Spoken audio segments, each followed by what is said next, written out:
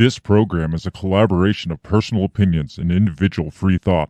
It does not represent the views or narrative of the mainstream corporate media hacks. Viewer discretion is advised. And here we go.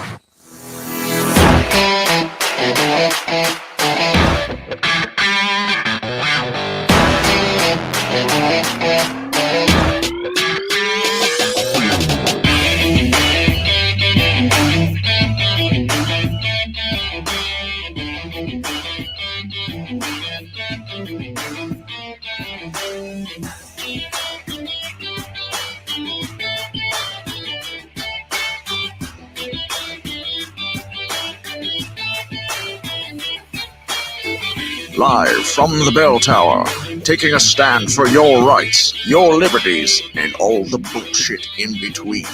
You're listening to Break the Bell Podcast. Yeah, everybody, it is that time of the week again. Time for the Break the Bell Podcast. Hello, beautiful bell breakers. It is good to be here. It feels like all is well in the world. Is that what it feels like? Does Well, all here, feel well just in here. the world? just in this studio. Yeah, just in of the studio world. right And here. This part Out there, it sucks. This part of the world Yeah. feels great. Once we leave those doors Yes. and the confines of this area, Yes. then not so much. No, but it's on. For now, it feels great. Yes. So, how's everybody doing? We are back live as always every most Monday nights. Some Tuesdays. Some Tuesdays if guests can't schedule Mondays, or Yes. if we just don't feel like it, then Right, yeah. we'll bump it. But we're always here We in always some feel form like or it. fashion. Yeah. So most of the time we're here every Monday night, 7 p.m. Central Standard Time. If you're listening in podcast land in the future, come join the fun. We're live back on YouTube Yes. for the time being until they kick us off. This one for- might do it. Yeah, well, we say this about every. I feel like it's our duty to push Yeah. the limits now. Now that we're back on, it's like, let's see how fast we can get kicked back That's- off. So we are on YouTube. We stream live on Facebook as well, on our Facebook page at Break the Bell Pod. And we stream live on Twitter. So you choose your poison. Pick your poison, whatever. Which is what it is. Yeah, it literally is poison. Join us live if you don't do so already, because we enjoy the participation in the comment section. The comments are always open while we're live streaming. Yes. They're always open, period. So if you have something to say, let us know. If we are way off base, we probably are sometimes. We make it a point to claim that we do not claim to be experts in Yes, any of the. We try to things make we our talk base about. as big as possible so we can't be too far off. Yes, exactly. So we don't claim to be experts, and we don't claim to be professionals at what That's we right. do. So you'll hear our screw ups in the live format, which I've gotten past even editing out most of our screw ups, because that maintains that it keeps that whole atmosphere of us not we don't want to appear to be like Too perfect. superhuman or Yeah. too perfect for you That's people. a problem in most of our parts of our lives. So We here st- we want to try to tone it down. The one thing that we are consistent at, besides not being good, is this freaking ding that pops up 30 seconds Oh, into yeah. every single show. That is consistent on every show. This error pops up on my screen and says, I didn't like, hear the ding this time. it dinged. It dinged. did it I think ding? you were talking. You were interrupting the Oh, ding. Damn So it, ding. yeah. So, like I said, join us live because we enjoy mass participation as much as possible. So we can feel like we're actually talking to somebody other than ourselves, which we have no problem talking to No, ourselves. we do it all the time. Yes, we actually enjoy that, but we like talking to you more. So join the fun, join the conversation, and And have fun with it. And more than us talking to each other that we like to hear or ourselves is we like to hear you talk back to us. Yes. So Exactly. Talk back Maximum to us. feedback is always appreciated. Exactly. This week's show, we are going to be talking. We're kind of on the same course as the last couple weeks. Last week we had on Jose from the No Way Jose podcast to talk about some of the anti-government sentiment of the 90s. We talked about like Waco and Ruby Ridge and the Oklahoma City bombing and just different elements that like the militia movements of the 90s and how that spurt that built up in that time frame and what brought it on and stuff? While we were talking, I got thinking, I was like, man, I thought there was a couple more. So then I like Googled when we got back, and yes, there was a bombing at the Olympics Oh yeah, in '96. And you know what helped is if you did your homework before the show instead of after the well, show. yes, I know that. Well, and as we were talking though, it's like something like dinged to me, and I'm like, Was you it know, that ding on the computer screen? that was it. That was it. Oh, something else. Yes. Anyway, so but That's what that is. That's you Yes. having a thought, that's exactly what it is. which is why it only dings once in a while. Yeah, right. Just at the beginning. Yes. Every once in a while, Bill has a thought. Yes. This week, we're kind of continuing suit. And actually, this is another topic that was kind of sparked to me through the No Way Jose podcast, because it's one of his guests. I was listening last week. One of his guests mentioned PATCON, and they were talking about the Whitmer trials and stuff. And so that kind of got my brain spinning. Yeah. And so this week, we're going to be talking about the FBI terror factory. Like how much of the terrorism that the FBI is working so diligently to thwart is actually semi-created by the FBI, or at least semi-funded by the FBI, and Right. the resources obtained through the FBI. Like how much of the crime is actually being created by the people that are supposed to be fighting Well, the crime. And I was thinking about this as I was driving over. Is what it seems to me that they do is like this. You ever watch that movie Minority Report? A long time ago. I So don't remember anything. It was about like this pre-crime, and basically like they try to get you on like your thoughts, right? And that's what they're basically doing, is that there'll be some kid that they've seen on he fits the profile playing Fortnite, and they'll be like, hey, you know what really sucks? Oh, what's that? The United States. Holy shit! How many feds do you think are on live video? Oh, games? Tons. That's never even that is thought like a about that. recruiting. Like, good God, I never even Yes. thought. I'm not a gamer, so I never. yeah. Even thought Oh about no, that. you know it. Holy They're just shit. looking for somebody playing Call of Duty to be like, man, I wish this was an American or something like that. And he's like, well, I know a guy. Yeah. But then they like lead them to water and be like, oh well, they really hate your people, America, and they'll probably enslave all of you if they get a chance. You should do something about that and become a hero. It's like they find susceptible people with slight off ideologies, Yep. like slight, I don't know, negative ideologies, it's and the then ISIS they push playbook. them. They like push them further, deeper into it. That's the ISIS playbook, Right. is they find the disenfranchised, and then they just push them, and then like I said, they get them to a point where they're like ready to do something, and then they drop the hammer. And FBI saved America again from another terrorist. And the dude's like, wait, what? Excuse me. Before we get too deep into this, we obviously got to mention our sponsor, which is Run Your Mouth Coffee, who is opposed to the criminalization of thoughts and the criminalization of words. Until you've actually perpetrated crimes, you're not a criminal, I guess, is what I'm getting at there. Run Your Mouth Coffee, support your right to free speech and be able to say, run your mouth and speak out against your government if you want to, without the FBI pushing you into some terrorist plot. They also make really good coffee as well. That side note, they make delicious coffee. Go to rymcoffee.com. Tell them we sent you by using the promo code Break the Bell, and you'll get 10% off your purchase plus free shipping. And that's a freaking awesome deal. And you'll also support a company that supports your individual liberties and rights, such as free speech. I'm not saying they support terrorists, but I think they're against the FBI entrapping people into some made-up terrorist plot. So I'm putting words in their mouth as usual. I think every week we put words in their mouth. Probably. And they're probably like looking through and like, no, we never said that. but that's all right. Yeah. But you know what they won't entrap you with, or they will entrap you with? It's a good great cup of coffee. Mm-hmm.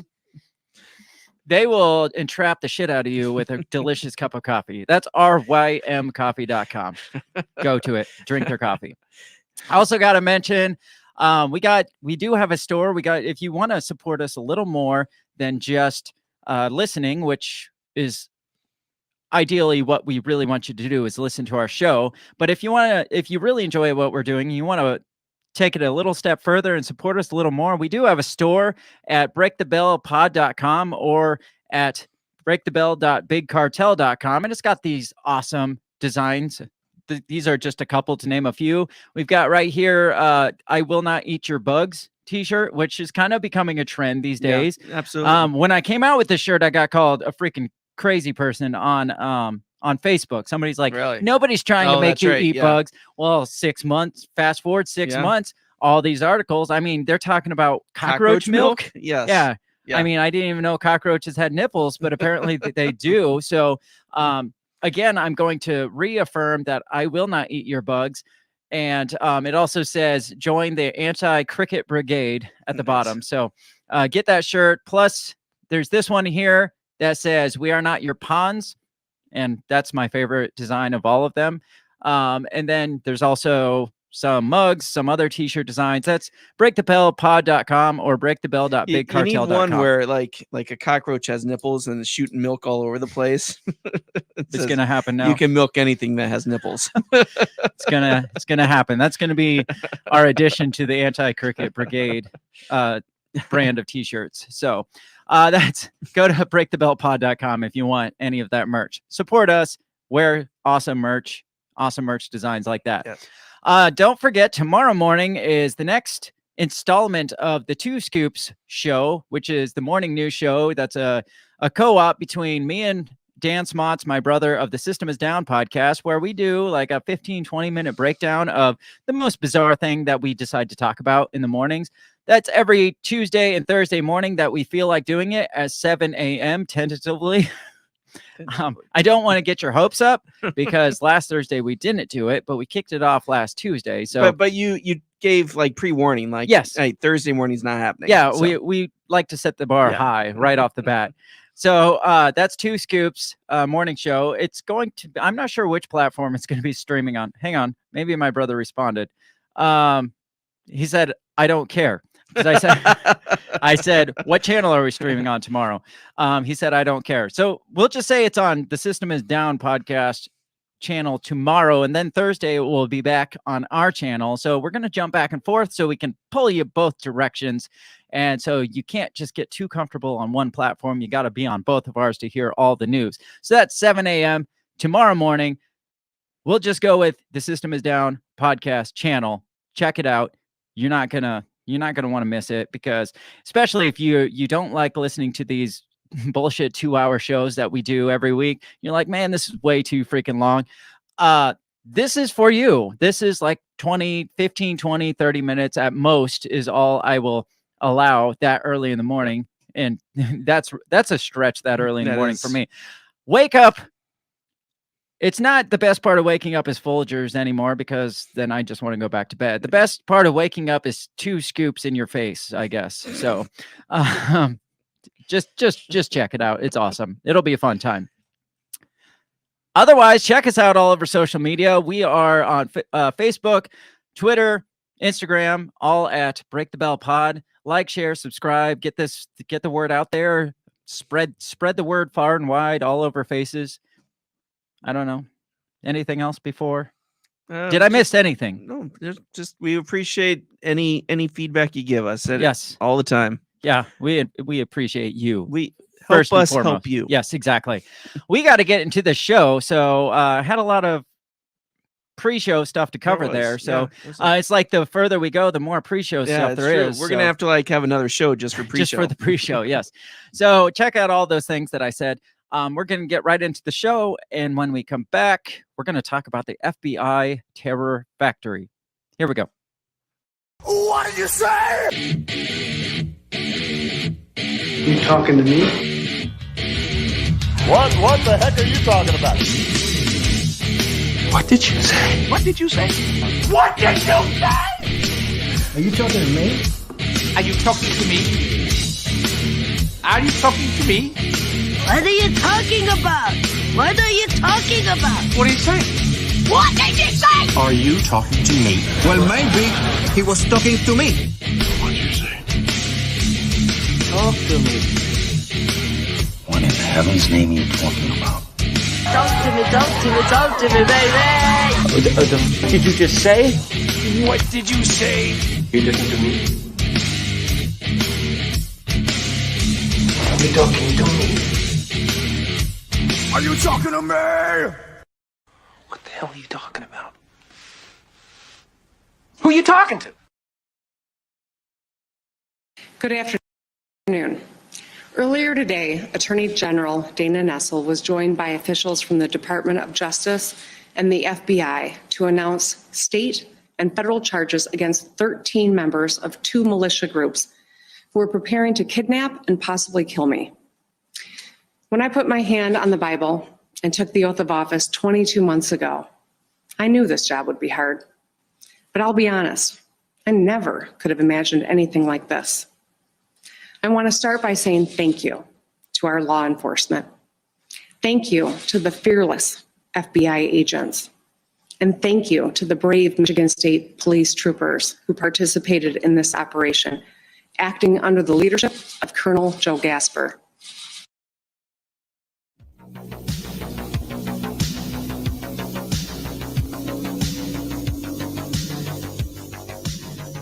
Joe Gasper a police officer? Because I didn't know they had a rank of colonel. Or is he the Iraq war vet? He's the biggest part I got out of that was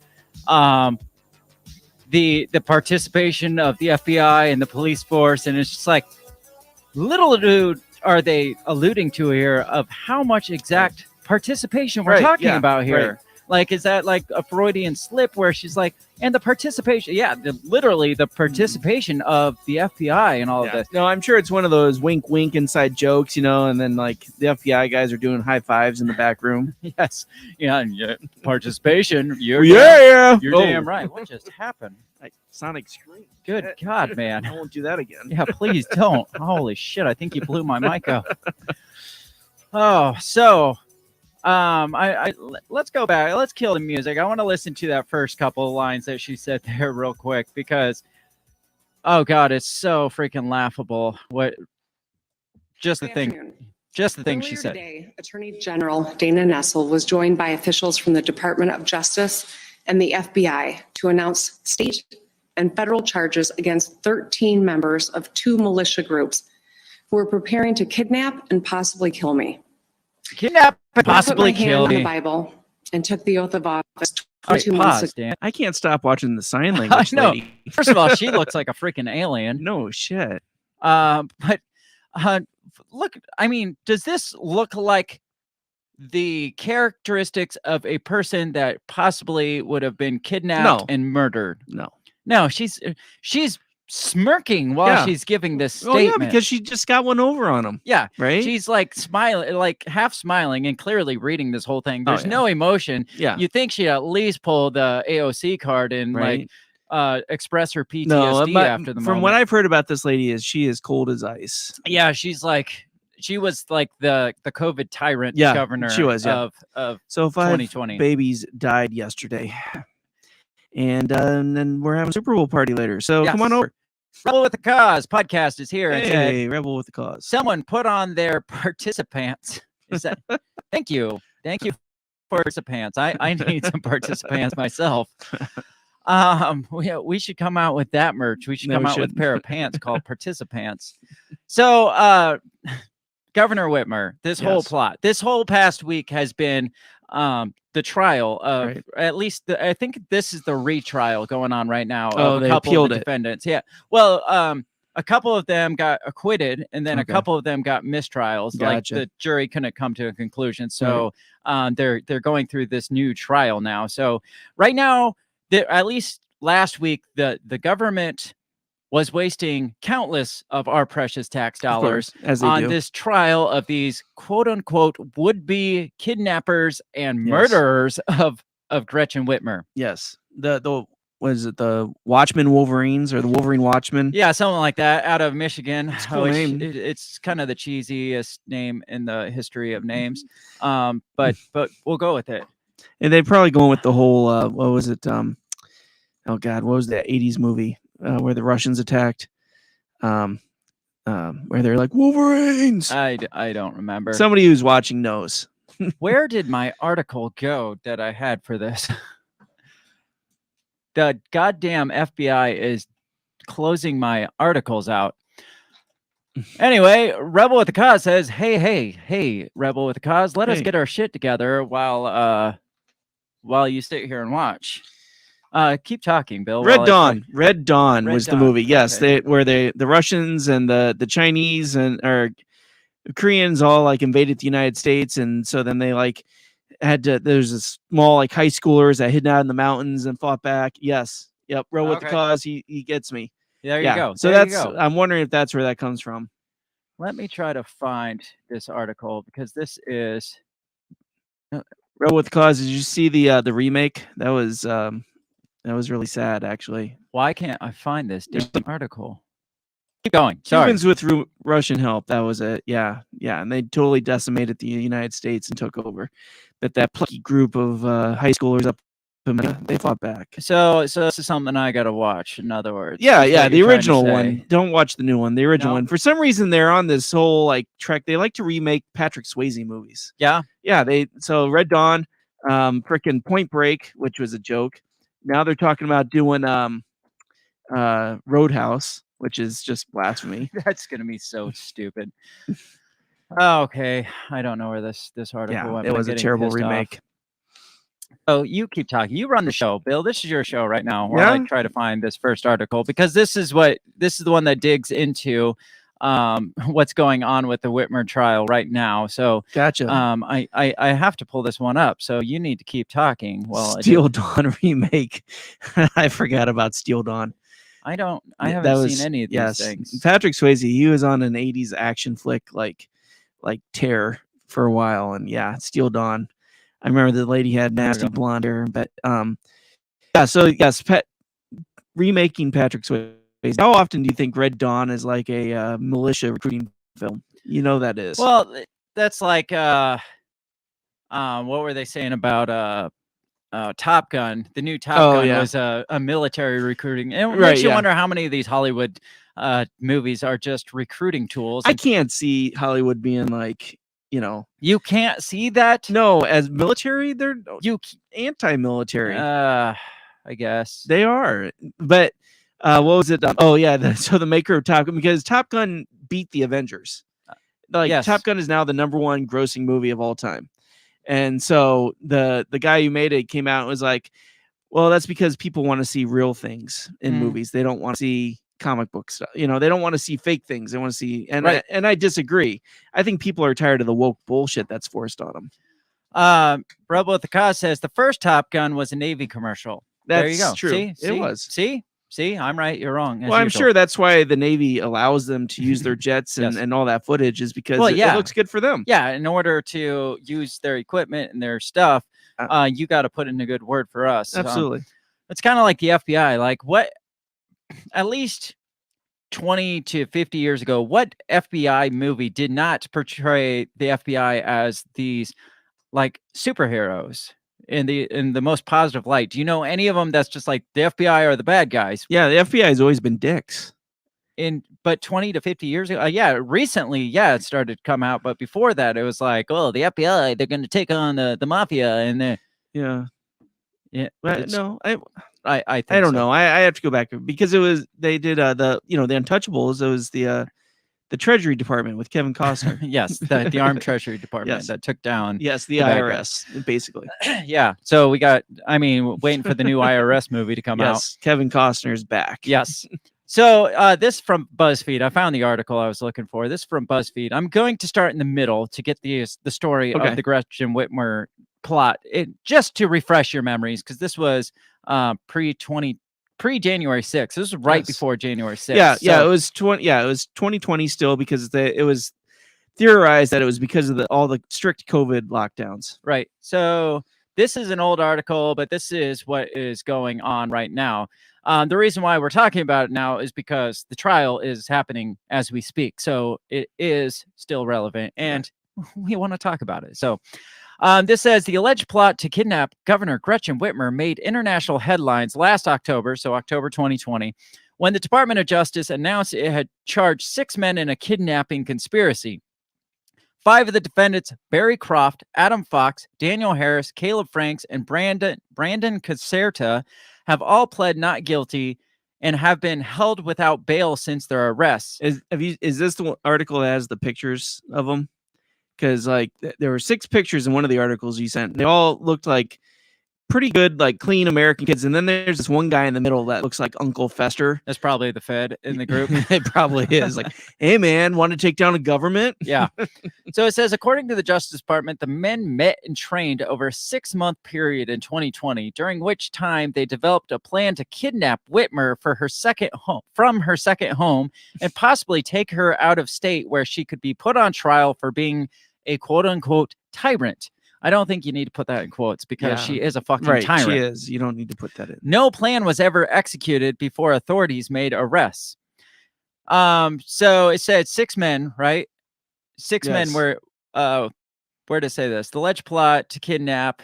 Take her. Yeah, the 6, the 5 of 6. The 6th one, it says cooperated, like he took a plea deal and cooperated. Oh, of course. Yeah, so he's a bitch. Yeah. But it goes on to say 8 other men were charged under Michigan's anti-terrorism statutes for providing material support to the plotters. Half of the defendants in the combined cases were members of a militant group known as the Wolverine Watchmen, which was associated with the 3 Percenters extremist movement. All but 2 are from the state of Michigan. All right, so that's the whole overline, like outline of it, narrative. Yeah.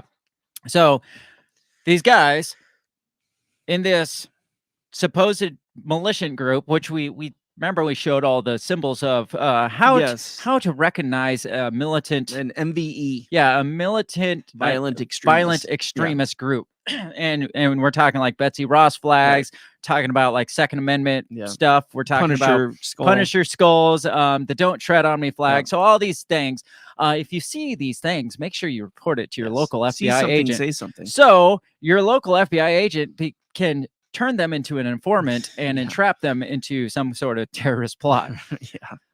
So these 6 guys, all hanging out, being militants, as militants do, shooting guns and shit, and start talking about, what'd be a great idea. Why don't you hate Governor Whitmer? I hate Governor Whitmer too. She is a tyrant. Maybe we should do something about it. Maybe we should go kidnap her.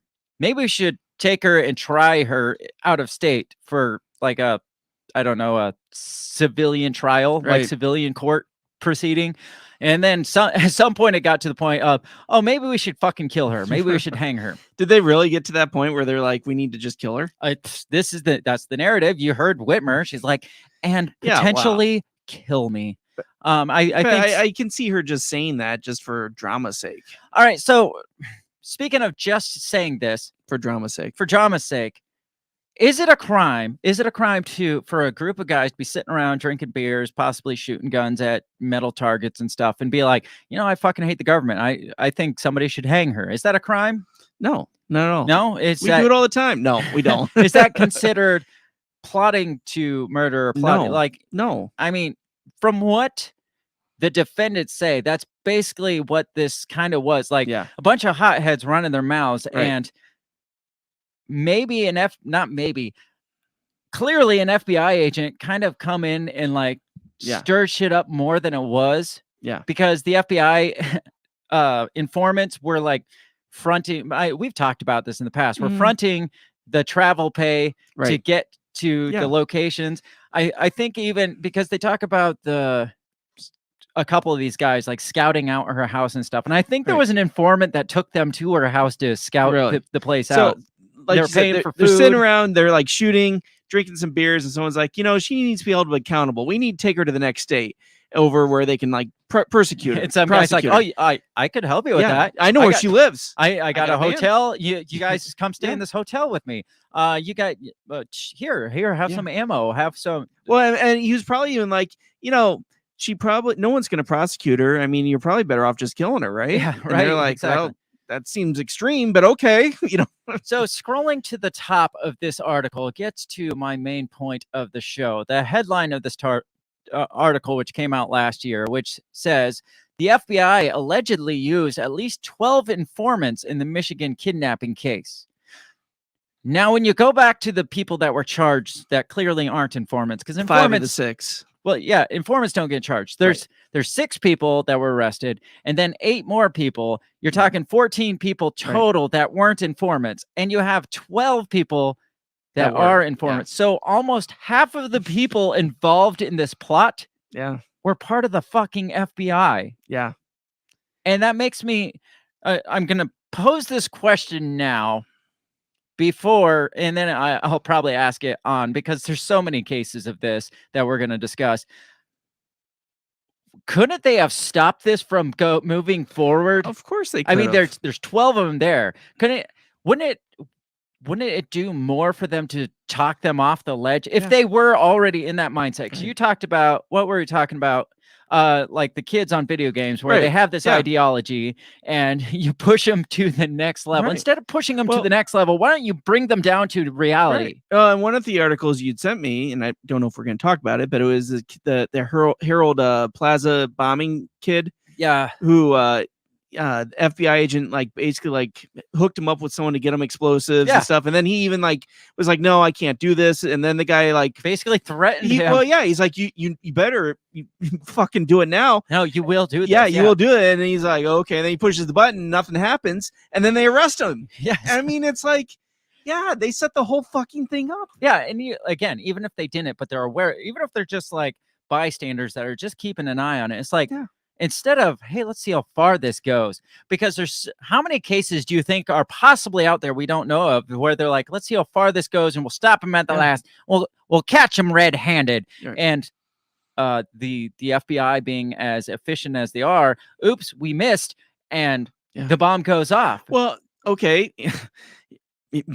How many school shooters have there been when they're like, well, he was on our watch list? Yeah. Right. It's like, I mean, so what were you watching? Yeah. What exactly were you watching? What the fuck were you doing? Yeah. It's did they give them the weapons? I mean, everybody's like, well, how did an 18-year-old get AR-15? Well, maybe they fucking sold it to him.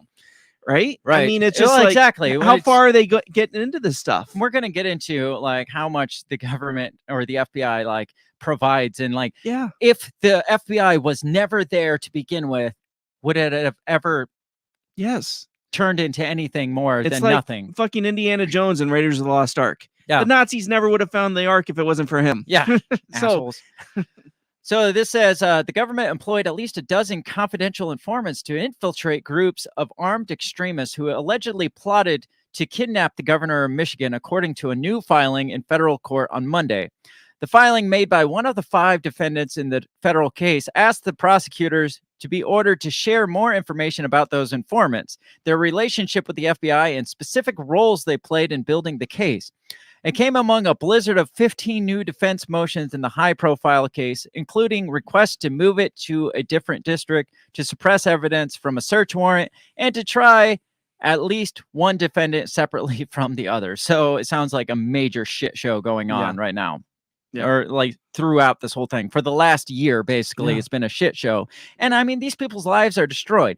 One of the people that they talked about was this Brandon Caserta guy, and he was actually on the Way Jose podcast. That's what turned me on to this. He was one of the I don't know where all my fucking articles went. I had this stuff pulled up. So basically, this guy says, straight up, if it wasn't for the FBI, none of this would have happened. It would have never gotten this far. Yeah. Nobody would have had the resources that nobody they were.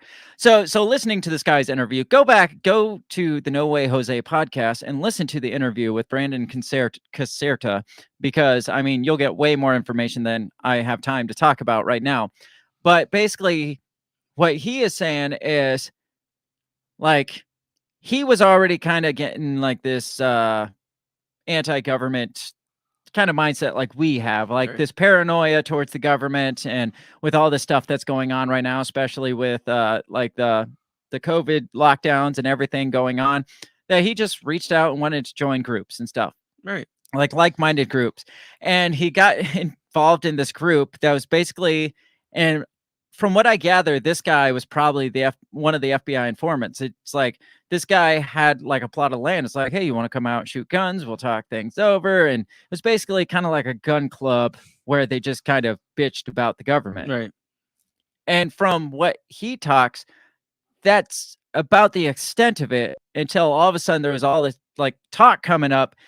Like he never heard the plot being made, but it just kind of filtered through. But he was never part of that conversation to kidnap Whitmer. And so he's one of the ones that got acquitted. No, okay. But it came down to like, they're like, you know, it was basically like what we said, you know, we should do something about this. And they're like, oh yeah. And then they start to back down. It's like, and they keep ramping them back up. It's like, no, we got to do so. Let's kidnap her.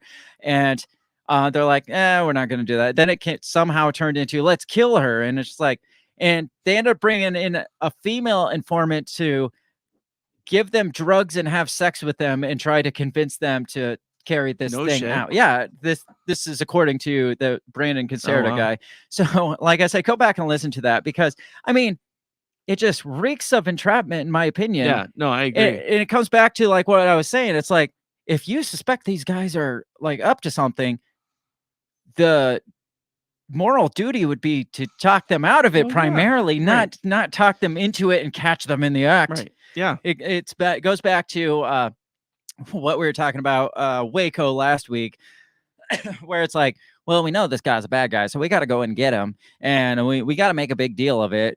We can't just arrest him on the streets. Right. Yeah. We got to have a big show, like publicized show of force. Yeah, because otherwise nobody would think there's ever a problem with militias. Yeah. Right. But because they push it to the point of action, then they can bust and be like, 6 guys were arrested for plotting on kidnapping the governor of Michigan. Right. I mean, isn't that a scarier headline than 6 yahoos FBI sitting around drinking beer? Yeah. Right. Yeah. 5 men talked down over a beer from anti-government from doing some stupid shit. Yeah. 5 guys talking shit over a beer, and they were talked out of. They were told, no, that's a stupid idea. I mean, that's not a sexy headline. Right, exactly. Yeah, it does. It's not going to get people being like, oh shit, someone needs to do something. But again, like, how many conversations have you had where it's just like, yeah, well, if it comes down to it, I mean, you got to stand up to a government like this. I mean, that doesn't mean that we're plotting anything. Yeah. We've said that on the show. It's so many times, actually. But it's disgusting how far this like progressed to the point where like we know because of court documents that they were funding at least the travel of it. They were funding probably the ammo of it. If it's hey, I would imagine, come here and shoot gun. They're probably I think I read that they provided like a stun gun too. Oh, because they were going to stun her. Yeah, but that's exactly why when Jim Dude came in, he's like, I'm looking for some like-minded people. I'm like, I don't know anybody. yeah, you're Jim Dude. Yeah, that is sketchy to me. Yeah, that reeks of Fed to me. So what do you think of this whole Whitmer case? Yeah, do you think any of these guys go to jail? I don't think so, because I think there's so much evidence of entrapment. I think it just goes away. What do you think after all this coming out, this whole FBI entrapment stuff coming out, and the FBI is like, no, that's not entrapment. No. Even the judge in one of the trials was like, it's not entrapment when you agreed to do it. That's not entrapment. But I disagree, because if you're again, the biggest crime is usually done because of opportunity, right? And how difficult is it to find transportation and resources to pull something like this off? So a lot of times it's just talk, right? And then it's like, oh well, that would be cool, but we can't do that. I got to be at work on Monday, but then it's when you got the FBI guys there, be like, well, I got a car and a plane ready to go, and I can a give bunch you money. of I can fund. You don't have to work. I'll give you a couple bucks. You'll be good for a couple weeks. We need to get this done now. I mean, then it changes, right? And who wants to be the guy drinking beer, trying to be a badass, and be like, oh shit, guys, I don't really feel like doing that now. Serious. Yeah, nobody wants to do that. Fuck. Yeah, I thought we were joking. And then, even then, if he said that, the FBI guy'd probably be like, pussy. Yeah, exactly. You want your friends to call you a pussy? Just all talk, man. Like, it's one thing to have the crazy ideas in your head, because I think probably 90% of people have crazy ideas in their head, and the rest are just freaking drones. Yeah. It's another thing to have A, the nerve to pull something off, and B, the resources to follow through with it. Absolutely. Well, it's like classic example.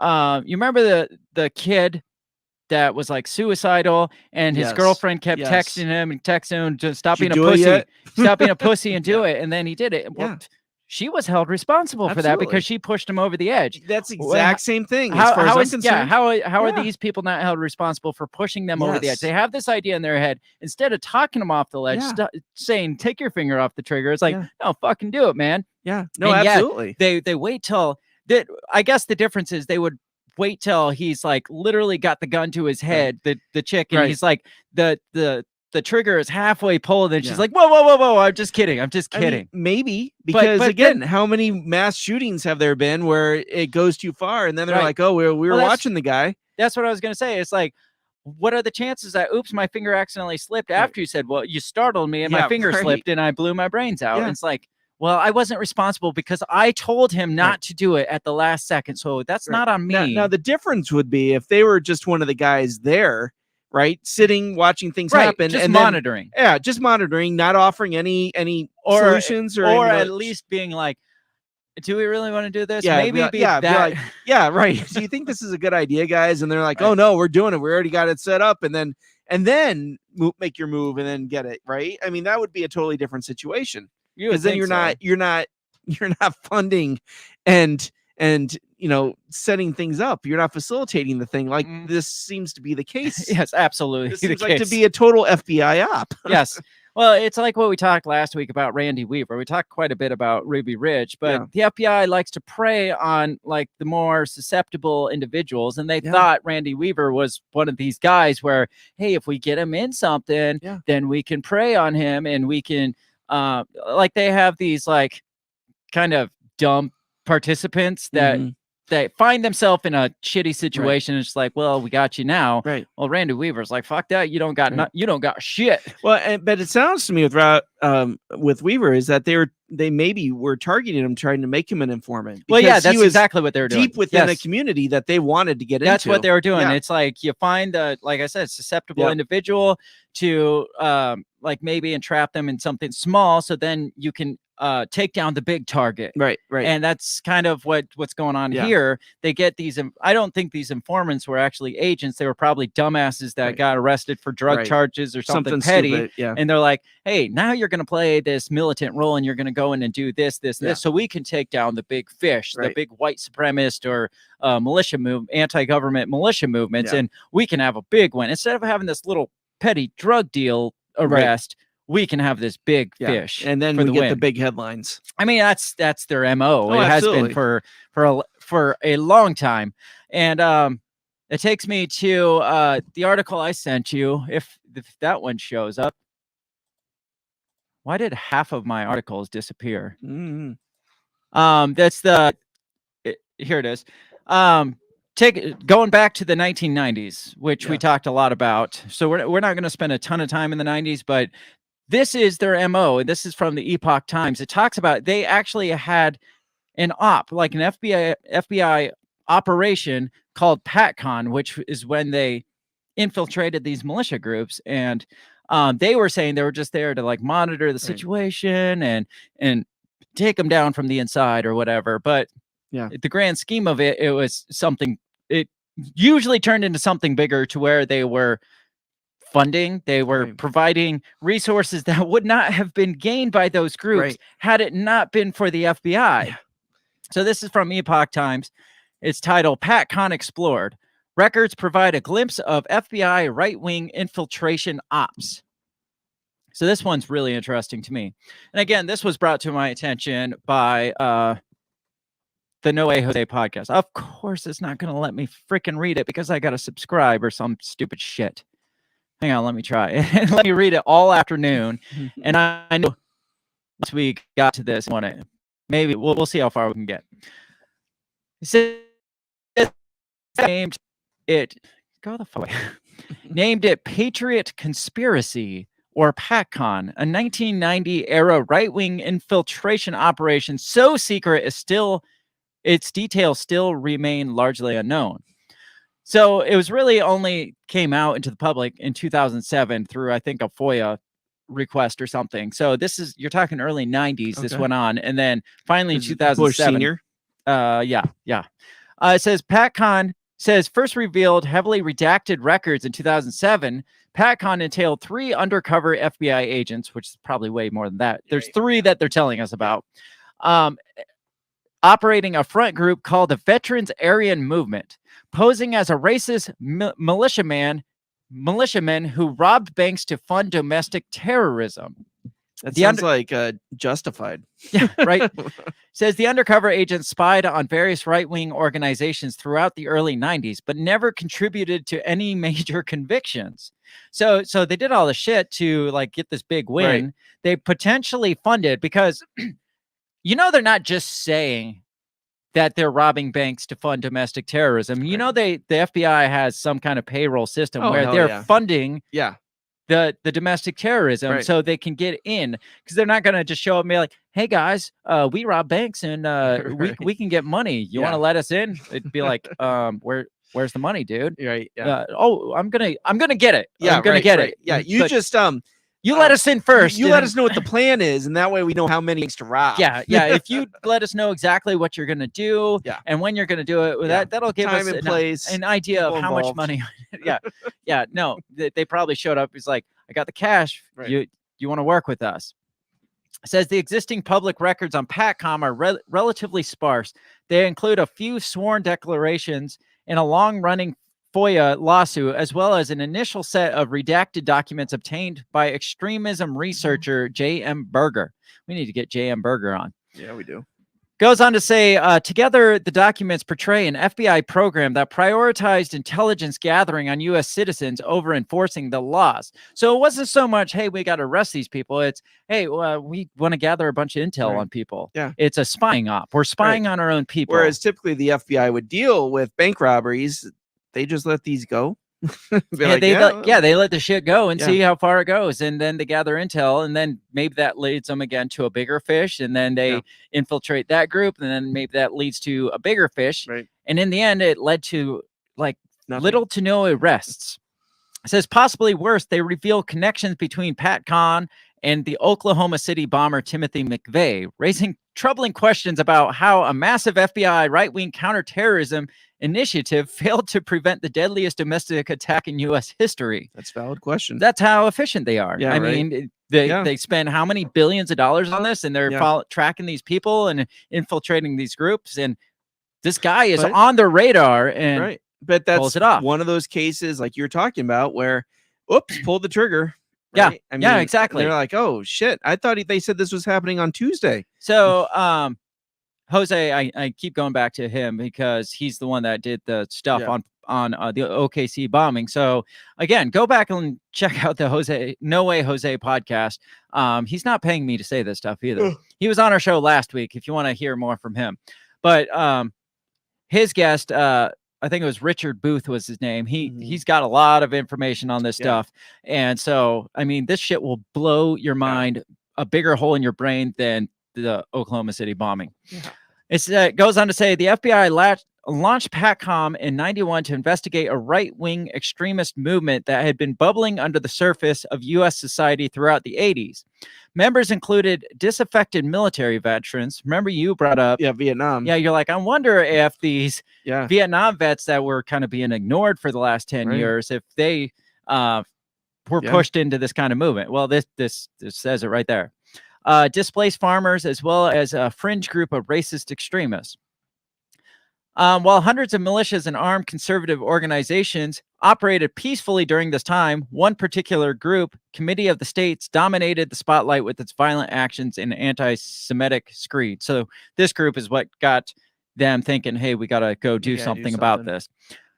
So it says, scrolling down, it says, to investigate any threats, the FBI created a front group called the Veterans Aryan Movement, outfitted with 3 undercover agents. VAM quickly infiltrated the militia scene by posing as anti-government extremists who robbed banks and armored cars to fund their operations. The agents soon discovered that the TLI militia lacked concrete plans to kill any federal law enforcers. Sorry, guys, this is a bust. Let's move to the next one.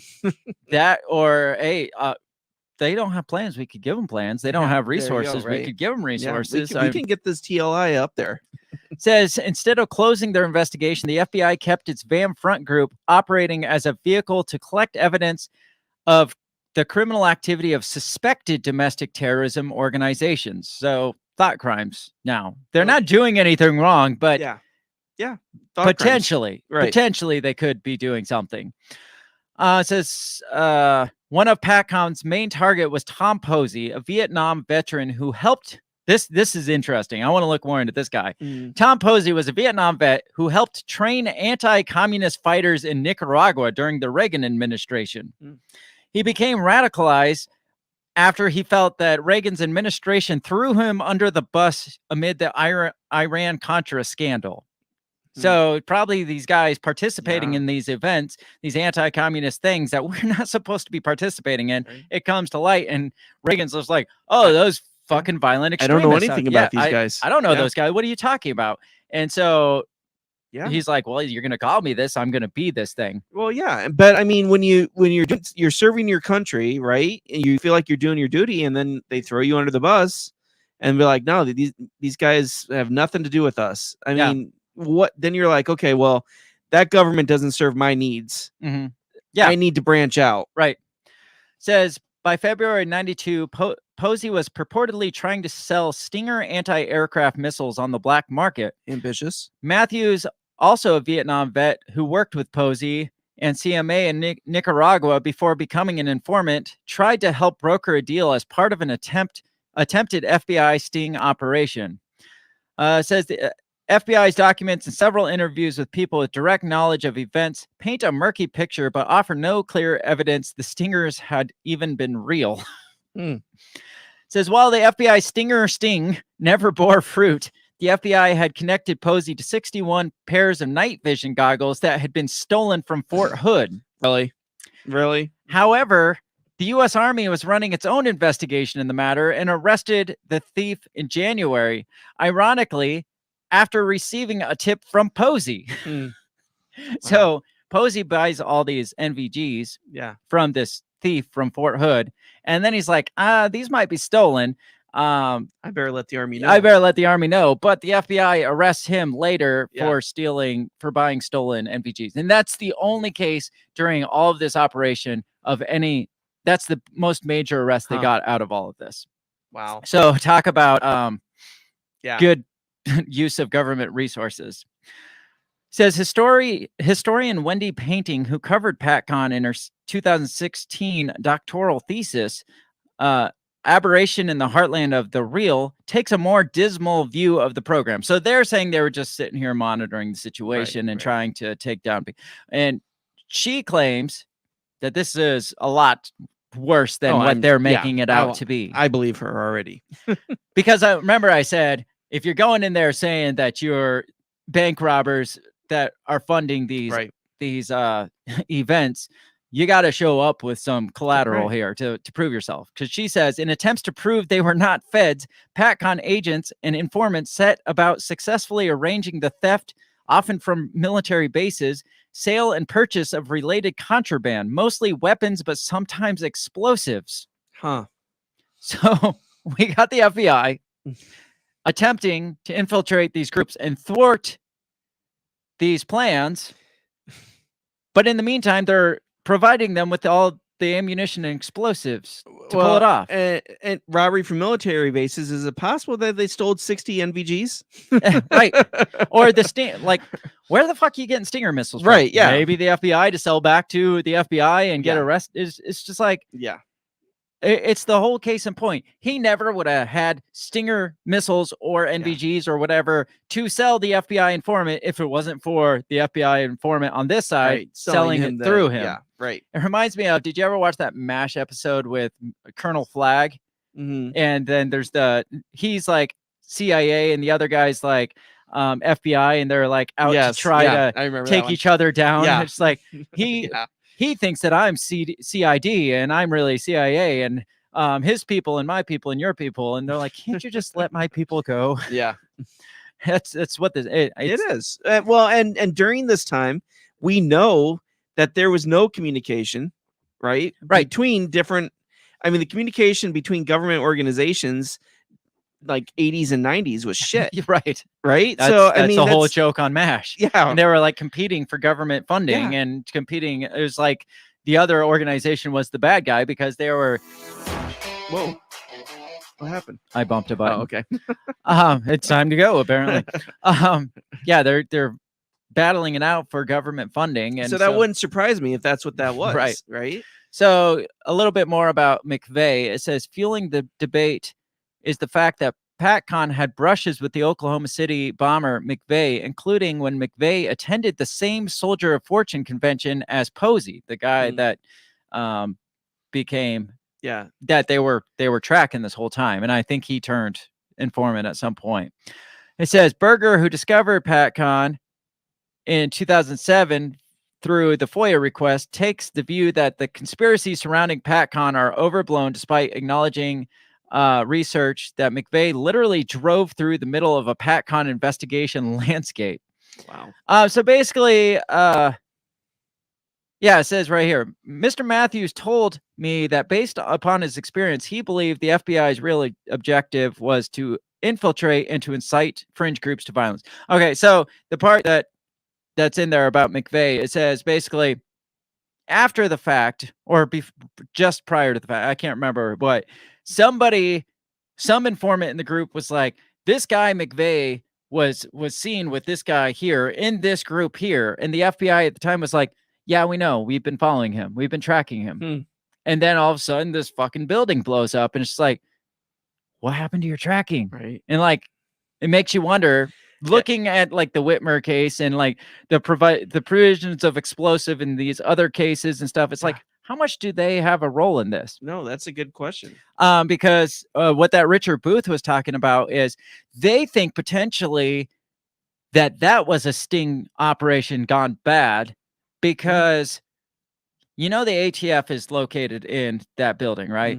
Well, according to a lot of reports, the ATF was nowhere in the building at the time of the explosion because they were on a late night operation the night before. And coincidentally, the government building across the road, the security there was told, be on the lookout for like anything. Just be on the watch overnight tonight because something might go down tonight. So Richard Booth's theory is kind of maybe they set up a sting operation where McVeigh was supposed to blow up that building overnight, and then maybe he got wind that this stuff came out and decided, or maybe there was car troubles or something where he was delayed and they were supposed to catch him overnight. And they didn't because it didn't happen overnight. It happened mid-morning. Well, I mean, and that's the thing. It's like when they're doing this, they're playing Russian roulette. Oh yeah. I mean, they don't know who they're gonna get. No. They don't know, if the guy's gonna go off book, right? Be like, well, the plan was to blow up this building, but man, the DMV really pissed me off last week, so I'm gonna take them out. Yeah. So it just like, is the FBI actually thwarting plots when they're so complicit in it sounds like they're perpetrating them. In the very least, they're like giving them providing the resources that they never would have got their hands on to begin with if it wasn't for the FBI doing it, so they can make this big bust, this big arrest. Because like I said, it's a lot to go from I want to blow up a building to, oh, I got all these explosives and all this ammo and all this travel expense money, and now I have all the resources here to blow up this fucking building. Yeah. It's like, so I guess there's a big step there that we're missing, and a lot of that gets provided by the FBI. And like I said, it's a lot of these people, it's just a passing thought. And then all of a sudden, boom, there it is. It's like, man, if I had an opportunity, I sure would go rob a bank, for 100,000. Someone's like, well, I got all the codes to that alarm system and the code to the safe, and I happen to know they're going to have a full safe, and I'll take you there. I mean, it's like, it's often crimes of opportunity, but they're giving the opportunity and everything else they need to get it done. Right.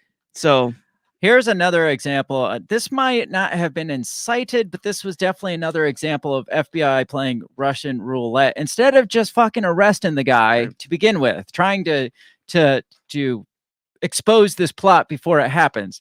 Do you remember the first World Trade Center bombing? It was like 92, 93. So, right in that same time frame that the FBI was doing a bang up job, literally a bang up job. Yeah, right. This is from the New York Times, actually. Apparently, the FBI kind of flubbed this one because they very much could have thwarted that bombing. Because this says tapes depict a proposal to thwart bombing used in the Trade Center blast. So let me read this again. This is from New York Times, October 28, 1993. It says law enforcement officials were told that terrorists were building a bomb that would eventually be used to blow up the World Trade Center. And they planned to thwart the plotters by secretly substituting harmless powder for the explosives, an informer said after the blast. The informer was to have helped the plotters build the bomb and supply fake powder, but the plan was called off by an FBI supervisor who had other ideas for how the informer, Ahmad Salam, should be used, the informer said. So they arrest this guy for whatever, and they're just like, we're going to use you. And this guy's like, hey, they're going to blow this shit up. And they're like, well, we're going to use you. You're going to continue helping them make this bomb, but you're going to provide them with this fake powder, so it's never going to go off. And then this new supervisor or whatever comes in. He's like, no, this is my show. I'm running the show. We're not doing this. I want to use him for this instead. So that guy never got the fake powder to the bomb. And then at the end of the day, the bomb went off. Yeah, that's exactly it. I mean, you could see the same thing happening with McVeigh, right? Well, it's like, why didn't you just go fucking arrest them to begin with? Exactly. If they're that far into it, yes, just go get them instead of, well, even if you have nothing. We got to wait till he pulls the trigger. I'm hesitant to say this, but even if you have very little evidence on them, at least go knock on the door and be like, I know you know that I know that you know. And maybe that would be enough to be like, oh, they know. I mean, it was like the Uvalde the kids that planned the shooting back in what was it, 2016? Yeah, something like that. And to do it in 2022, it's like the kids had plans and they went and got them. Did we ever conclude that was the same kids though? No, well, I mean, no, I think they were different kids. They'll never come out if we think. Well, that's kids. Well, but obviously they missed a kid because it was the same day. They missed something. Yeah, they missed something. Or they wanted to see how this would play out. Right, yeah. Maybe they're like, well, there was a third kid. Well, let's see what happens with this then. Yeah, so I see them kicking back with that popcorn, that Michael Jackson, just to see what happens. Yes. Says the account, which was given in transcript of hundreds of hours of tape recordings, Mr. Salem secretly made of his talks with law enforcement agents. How is he secretly recording himself? Like, do they not search him? Man, they're really well, they probably just figured, well, he doesn't know. Says portrays the authorities as in a far better position than previously known to foil the bombing of New York's tallest towers. The explosion left 6 people dead, more than 1,000 injured, and damages in excess of $500 million, which today was probably billions of dollars. Right. So it says he was a 43-year-old Egyptian army officer used by the government to penetrate a circle of Muslim extremists, now charged in the 2 bombing cases, which never would have happened. Right. If they just went if you had gone and done it. The guy goes on to say, he requested to meet me in a hotel. He requested to make me testify. If he didn't push for that, we'll be building the bomb with a phony powder and grabbing the people who was involved in it. But since we didn't do that. So he was talking to the supervisor. It's like, this is your fault. This is on you, man. Yeah. But again, if they had never push it to that level where they're about to pull the trigger, that bomb never would have gone off. Yeah.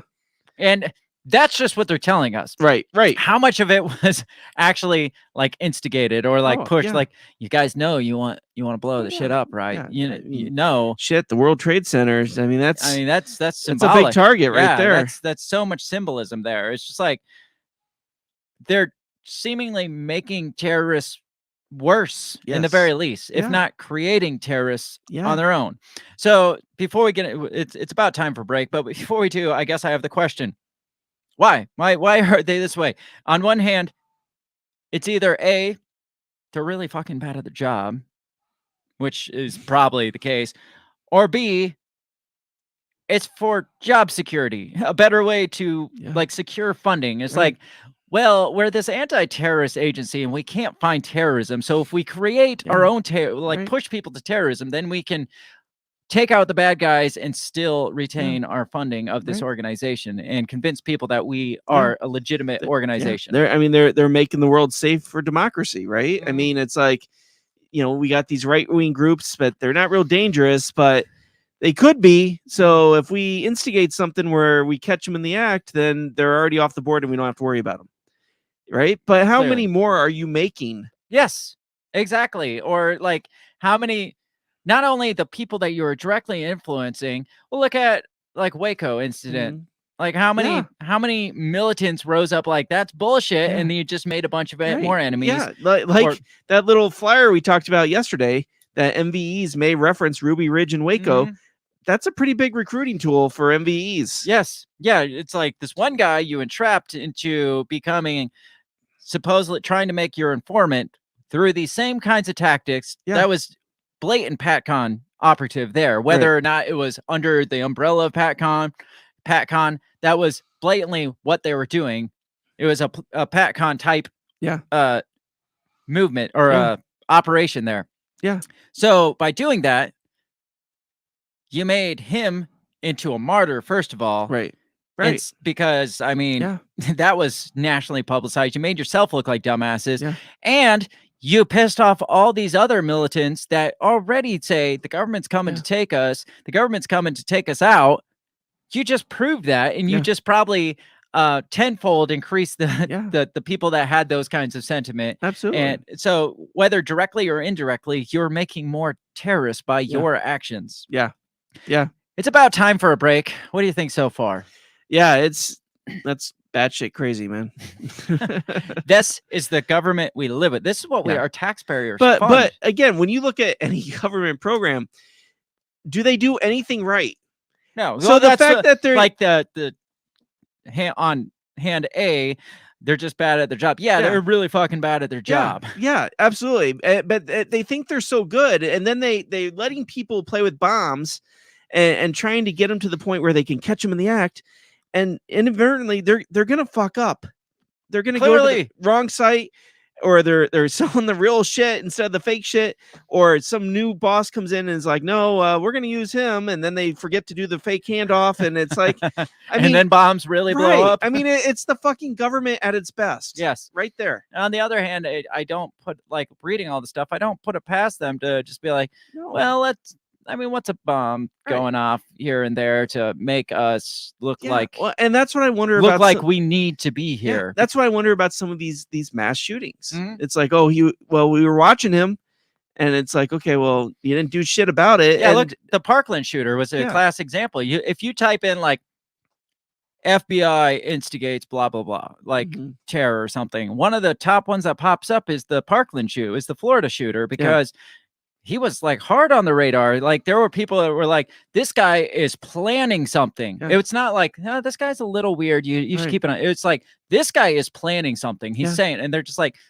yeah, we'll keep an eye on him. See what happens. And then Parkland goes off, and it's just like, all right, what the fuck were you doing? Right. Exactly. Yeah. And again, but then it makes me like, well, yeah, it sucks, but maybe we'll get guns off the streets. Yeah. I mean, a couple dead people. I mean, if you think about it, if the plan is to legitimize your organization, I mean, the public can only hear, hey, we beat the bad guys. We took down this plot. We foiled this plot. They can only hear that so many times before they're like, yeah, another plot got foiled. Okay, whatever. I mean, at some point you gotta, maybe, I'm not saying, allegedly, maybe just let one of those bombs go off so you can be like, see, I told you need us. You need us. Exactly. No, right. We got to get into break. We'll be back in just 3 or 4 minutes, and we're just going to continue down this road, talk a little more about PATCON, talk about a couple more examples, because I like digging into these because it makes me really pissed off. That's where I like to be. So we will be right back in just a couple minutes. Goodbye.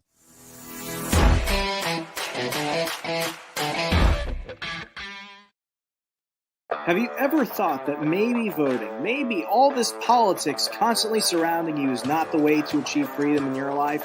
Hi, I'm Remso W. Martinez, and I ask myself the same question. That's why I'm on a journey to find true freedom in my lifetime. From learning about financial independence, to new ways to develop rugged individualism, to amazing guests living strange, crazy, amazing lifestyles that you've only thought might be real, but actually are. Go ahead and check out my new show, On the Run with Remso W. Martinez at the We Are Libertarians Network. You can find On the Run with Remso W. Martinez on iTunes, SoundCloud, Stitcher, Google Play. You know how the internet works. Come on down and let's discover how to achieve real freedom in your life together. Hey everybody, I just want to take this time to give a big shout out to the very first sponsor of the Break the Bell podcast. That is Goulash Media. They can be found at goulashmedia.net. Goulash Media specializes in graphic design, web design, audio recordings, video work, wedding videos, music videos, even political campaign videos.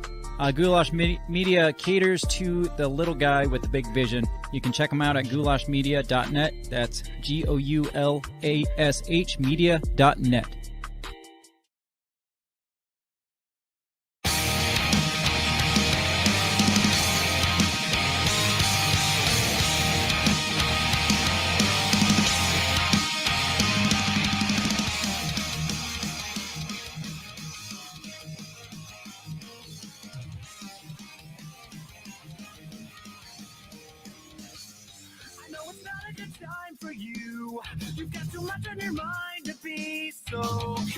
Not just believing every sorry gone away.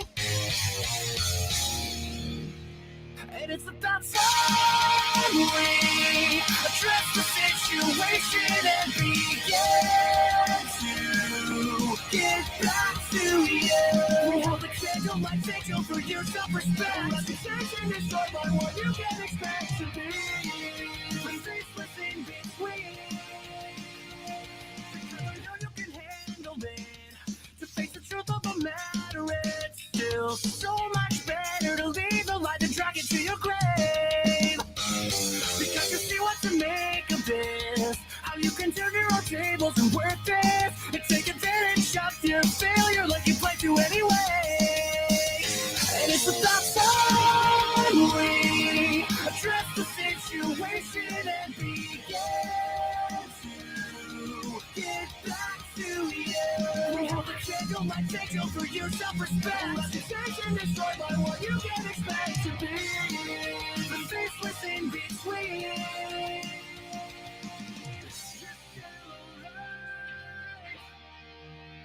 But you've been dead inside for a long time. And I understand why. But you did this to yourself. You did this to them. You don't even remember the name. Why should anybody remember you? Why should anyone give you another shot? You know you're wrong. You know you deserve to be forgotten. Now you're everything you always despise. You always feel guilty. You always lies. You always effort to cover up what you've done. We already knew. We already knew. Wake up and be better before you. And it's about time we address the situation and begin to get back to you. We hold a candle like vigil for your self-respect. Reputation is destroyed by what you can expect to be. The faceless in between.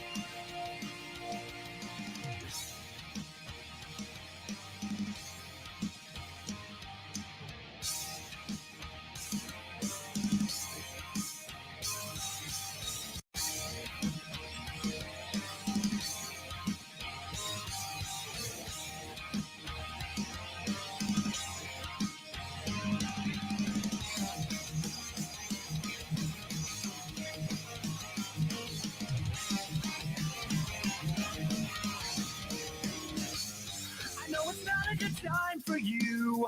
You've got too much on your mind to be so conscious and not just believing every sorry gone away. And it's about time we address the situation and begin to get back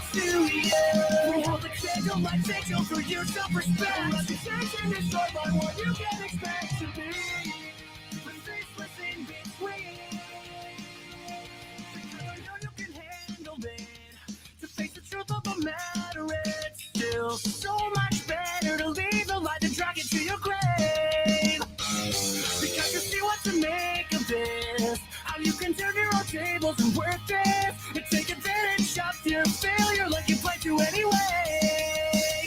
And it's the thoughts only. Address the situation and begin to get back to you. We have to change your mind, take you for your self-respect. Reputation destroyed by what you can expect to be. The faceless in between.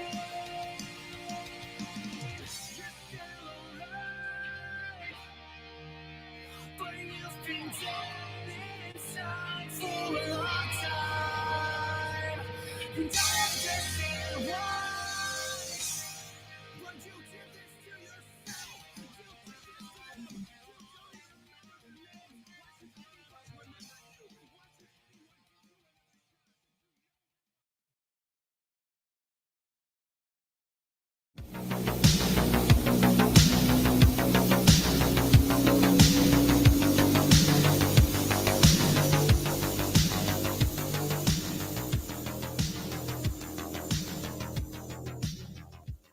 And here we are. We're back. We're back. You know, I was thinking over break because You thought? I didn't hear the ding. Well, yeah, you missed it. You were in the other room. Anyways, that you talked about movies and FBI agents, and every movie I can remember, makes the FBI agents look like idiots. Really? Like, I mean, when I think like Die Hard, the FBI agents, they didn't know what they were doing. They came in, took over, and just Well, the reason I shit up. said that is because one of the articles I read today said after the article or the FBI was formed, they kind of had a patent on their name, and for Hollywood to use the FBI in anything, they had to cast them in a positive Okay. light. So I wonder, like, when that time frame went downhill. I would say like probably during the 80s, Probably. maybe. And then like Probably after the like Blacklist always makes the FBI look like obviously idiots. I wonder if that's what I was saying, like maybe 20, 30 years Yeah. ago they were, but then maybe after a lot of these scandals start coming to light, it's like, maybe the patent ran out or something. That could be, I yeah. don't know. And people started realizing you guys are Right. fucking morons. But I mean, the FBI always looks inept, and CIA is always shady as fuck. Yeah. So, Well, yeah, today in like more modern movies, but I bet you if you go Since back the to like 80s the on. 60s or 70s movies, it was probably the Totally FBI's different. were taking down. I'm the I'm guys. doing research this week. I'm All gonna right. go watch a bunch of movies. That's your with research. FBI agents. So we talked about PATCON. We Yes. talked about a little bit about the Oklahoma City bombing. We talked about the Whitmer plot, which was a major screw up. I mean, that's got to be embarrassing. Like, Right. they've got to put somebody in jail so they can Right. get Just on a win principle. out of this. Right. Yeah. Yeah. It's like how PATCON, the Even only if it's charge. the head FBI guy, put him in jail and be like, well, this wasn't really authorized. So Right. Well, it's like, why is that not going away? Go away, music.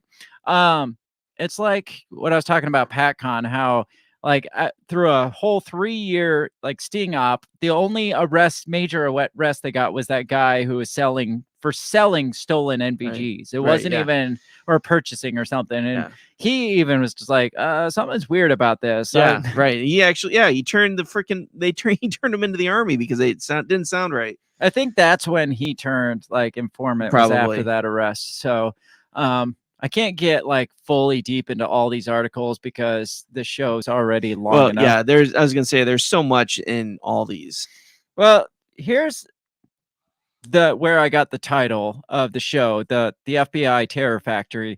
This is an article that came out in 2013, titled "Inside the Terror Factory," and it talks all about this and how a lot of these terrorists wouldn't be terrorists if it wasn't for the push, the gentle nudge of the FBI, or full out like shove. Right. And this one talks about that guy that you were talking about, that bomb was going For the to bomb stock exchange. the stock exchange. Yeah, that's from this article here. So it says, starts out, it says Qazi Mohammed Nafis, is who you're talking about, was a 21-year-old student living in Queens, New York, when the U.S. government helped turn him into a terrorist.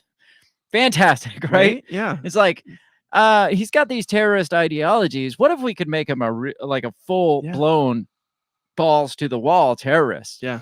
Says his transformation began on July 5th when Nafis a Bangladeshi citizen who'd come to the United States on a student visa in January, shared aspirations with a man he believed he could trust. So this is what year? 2013. Well, that's when this came out, but it doesn't say the year I that think it this was like took place. I think it was like 2006 or something like that. Yeah.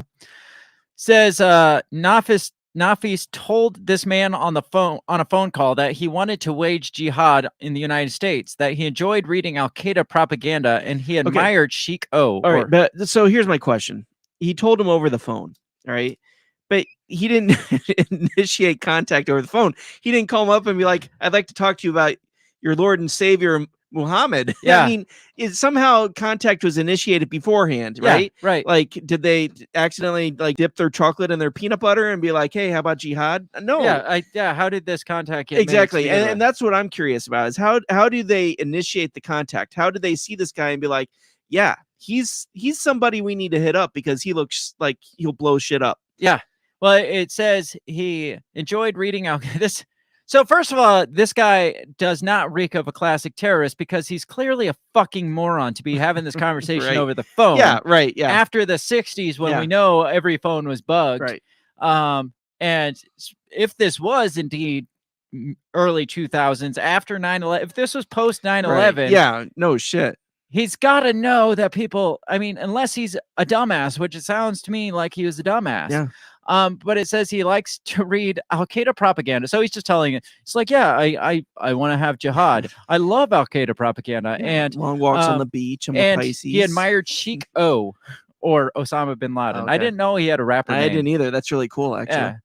So it says who this confidant was and how Nafis came to meet him remains unclear. So what you were saying. What we know from public documents is that the man told Nafis he could introduce him to an Al-Qaeda operative.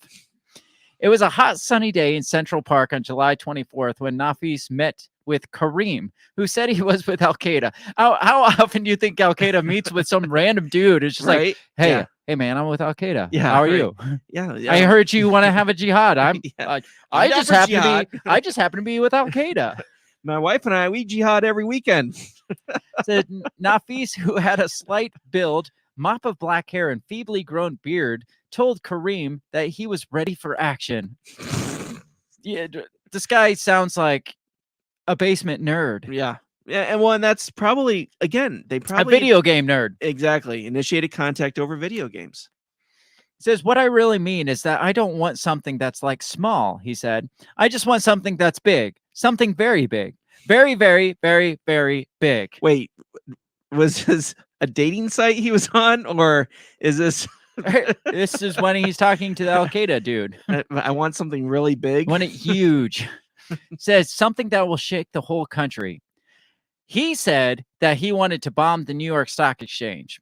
That was apparently his plan. Okay. That would be huge. I mean, but I don't know. Yeah. What dumbass basement dweller would be like, oh, the New York Stock Exchange. Great idea. Because he probably just watched Die Hard 3. Oh, yeah, probably. Says, with the help of his new Al-Qaeda contact, he surveilled the iconic building at 11 Wall Street. We're going to need a lot of TNT or dynamite, Nafis told Kareem. Dynamite? But, yeah, Nafis didn't have any explosives, or as court records indicate, he didn't know anyone who could sell him explosives. As 95% of the United States. Yes, or 99% of the United States. It's Yes. like, all right. So man, it's kind of like the guys shooting the shit around a couple beers, shooting guns. It's like, it would be really cool to kidnap. I mean, we're not going to do it. We have no way of doing it. But I got the getaway car. I've got here some travel, some plane tickets and stuff. Yeah. This guy was like, I want to do something big. I need to meet with some Al-Qaeda guy. And his contact's like, oh, I just happen to know a guy from Al-Qaeda. And he's like, well, I want to blow up this, and it's going to take a lot of explosives. I have no fucking idea where to get explosives. Right. And Al-Qaeda FBI guy is like, to come across some. I know a guy with explosives, no problem. We just need someone to pull the trigger. It says his father, a banker in Bangladesh, had spent his entire life savings to send Nafis to the United States. So His he couldn't dad have was pissed. Yeah, well, his dad couldn't have provided. He had no right. finances of his own. Right. So even if he did know an explosives guy, he had no way of procuring those explosives because Right. he He had didn't no have the fucking money to get it. It says, he spent all his money sending his son to the United States after his son, who was described to journalists by the people from his hometown as dim. He had flunked out of North-South University in Bangladesh. So he's a flunky. He's a dumbass that would call somebody up and be like, "Hey, you know any Al Qaeda contacts?" And then when some guy just shows up in a park and is like, "Hey, I'm with Al Qaeda. My name's Kareem." Yeah. Says Kareem suggested they rent a storage facility to stash the material that they would need for a car bomb. Brilliant, right? He said he put up the money for it and get the material. Ooh. Nafis dutifully agreed and suggested a new target, the Federal Reserve Bank of New York.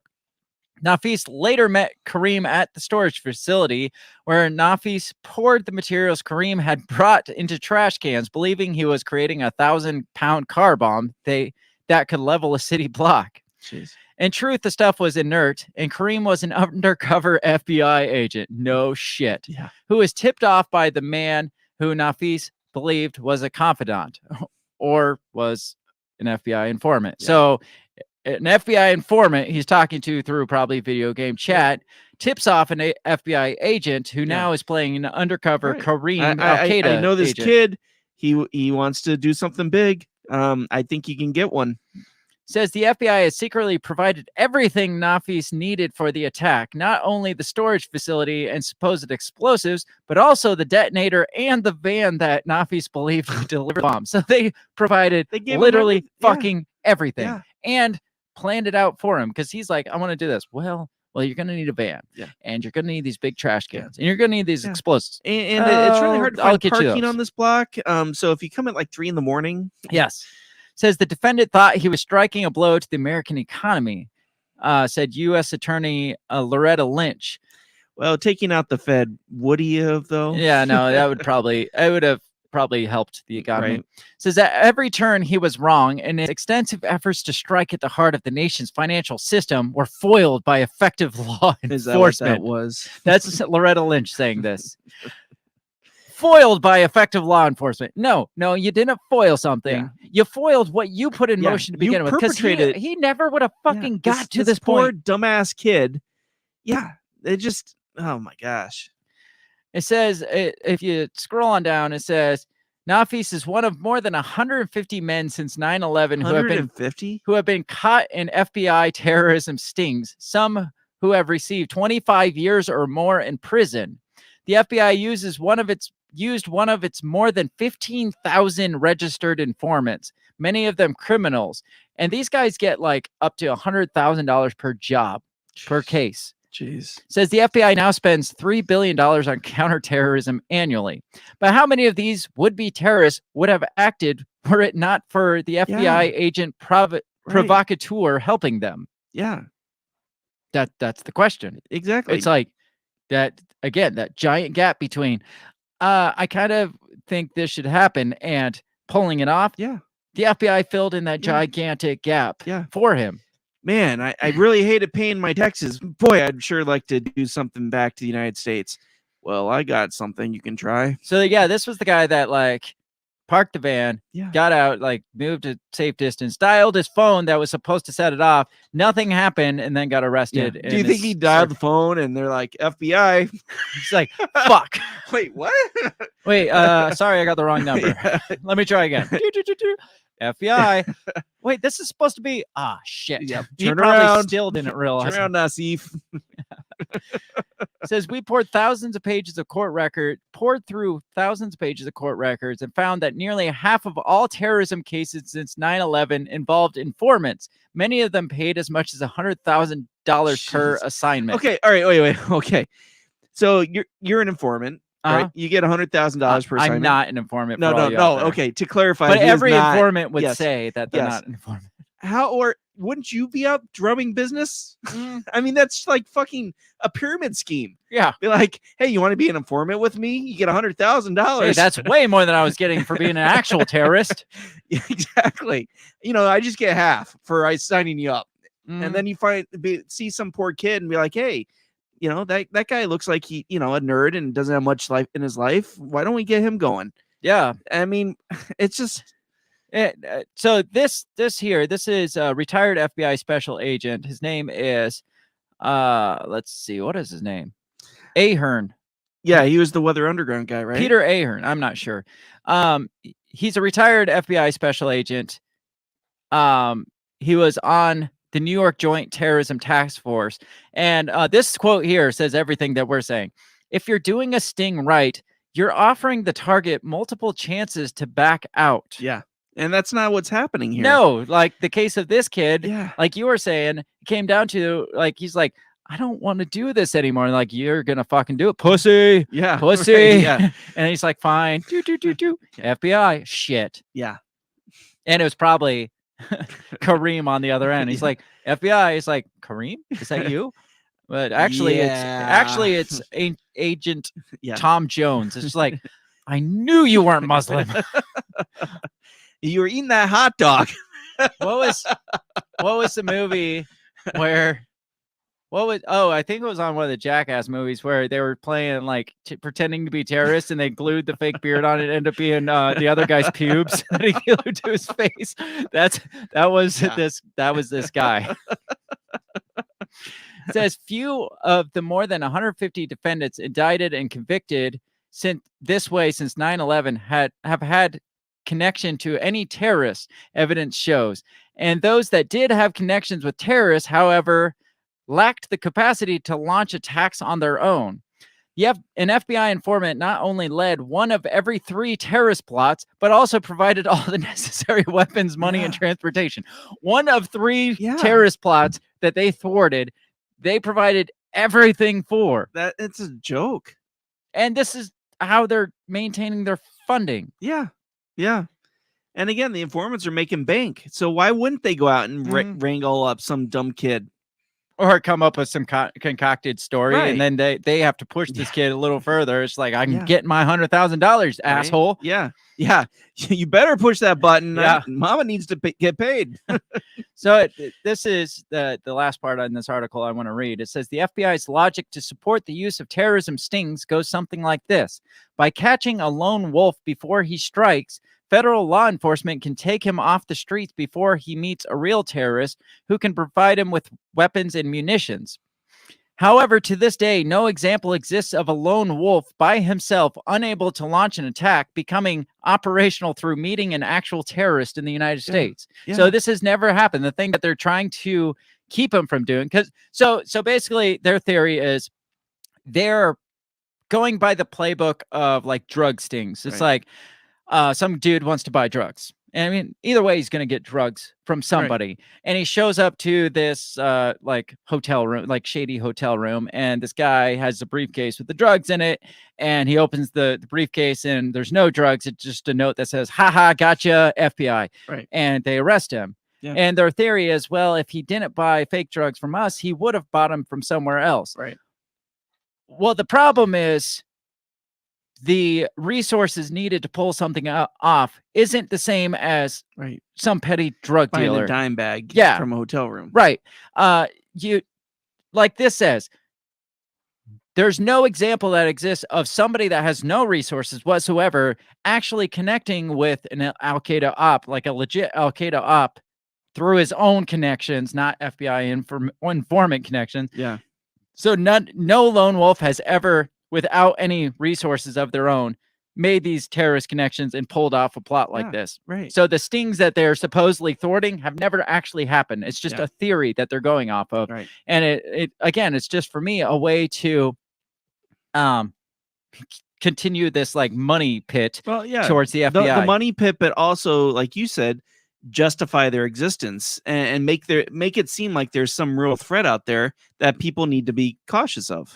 Yeah, it talks about a couple of lone wolves, like 3 specific lone wolf, like Al-Qaeda ops that actually pulled off or tried to pull off events on their own as their examples, but it says all three of these were dangerous lone wolves, but they already had their own resources and like overseas connections and stuff. None of them fit the profile of these sting operations, these dumbasses that they're going to turn into informants and stuff. So there's no basis to make all these claims on.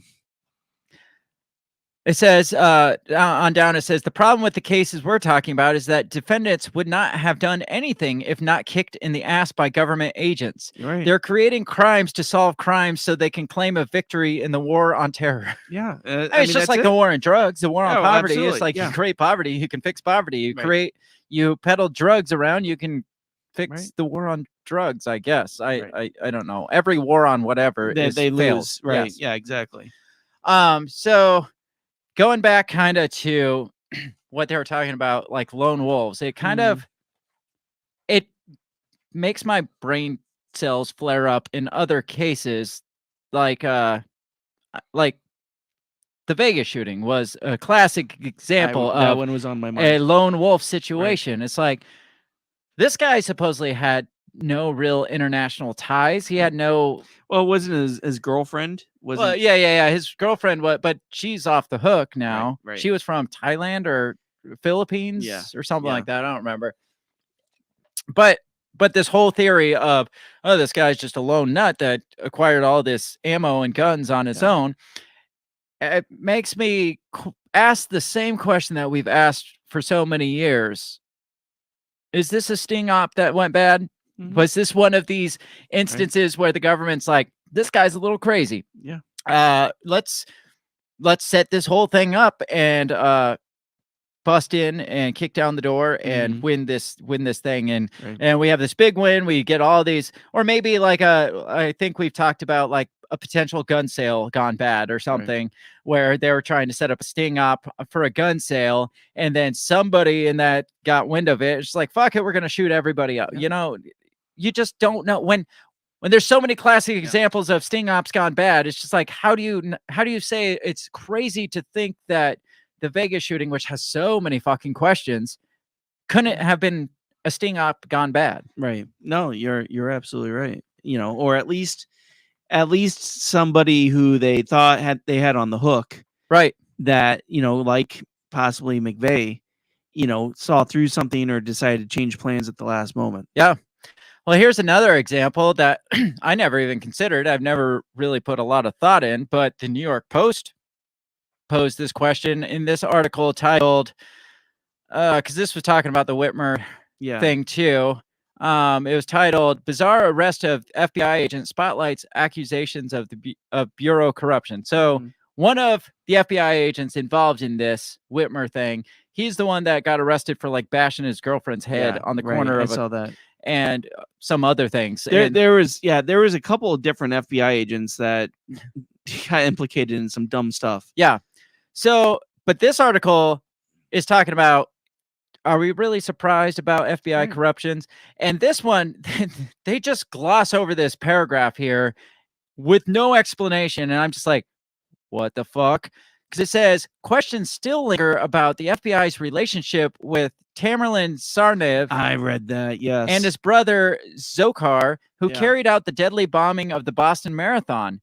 The Tsarnaevs didn't make the bombs, and cops in Boston told Newsweek in 2018 that they believe the FBI is protecting whoever did. Yeah. So we got these guys with these radical ideologies. They didn't make these fucking bombs. So who made the bombs? Right. And police, not just some crazy like tinfoil hat podcaster is saying the FBI is hiding something. Police in Boston are like, the FBI is covering something up here. Right. And so all these like little, again, this is just like one paragraph. It doesn't say anything about it. It's one just fucking leaves paragraph. it alone. Yep. It's just like, hey, remember the Boston bombing? They didn't make those bombs. Who did? And that's the end. It's just like, whoa, please think FBI. Elaborate on this. Come on. Yeah. No, you're right. Yeah. So have you put any thought into that one? I mean, that was there's enough conspiracy theories around that one. Yeah. Like fake blood and things like that. But total fault. Yeah. False flag. Yeah. No, but I do think that they are a couple of dumb kids that got roped in by the FBI. I mean, Middle Eastern descent of some sorts. They have some kind of radical ideologies, but again, they didn't have these resources or knowledge of how to make a pressure cooker bomb that would blow up and burst people's legs off and shit. Yeah. So somebody gave it to them, whether or not it was the FBI or somebody else that the FBI has stopped looking for. Right. That they're aware of, and they're just like, well, we need him for some other stuff. So, So then that leads us back to the big one, which is the worst day in America's history of, January 6th. Yeah, right. We got to talk about January 6th because, I mean, you are a crazy nut job conspiracy theorist if you think by any chance that the FBI was somehow involved in January 6th, whether it be the Ray Epps story, whether it be I don't know, like instigators or some sort, but January stuff. Hang on. So what the fuck? What is that? This is a guy. This is a journalist from New York Times. I'm gonna try to find the thing that he said. I had it found and then it disappeared. I'm not going to be able to find it, I don't think. But he basically, it's a long video. But this is a guy, it's an undercover recording of this guy from New York Times, our favorite truth-telling site. But they basically said, this guy was basically saying things have been blown out of proportion. He's like, the New York Times, not Fox News, he specifically says, not Fox News or Newsmax or things like, we are the ones that broke the story that there were dozens of FBI informants at January 6th. Lots of them, all kinds of them. And so he comes out and says this, and I mean, nobody reports on this because, I mean, you're crazy to consider the fact that that this could have been an inside job, not even necessarily an inside job, but inside instigated. So this is the Ray Epps guy. If you don't remember, let's watch this guy real quick. Let me get this one pulled up. Everything is right now. Actually, I know where this one's at.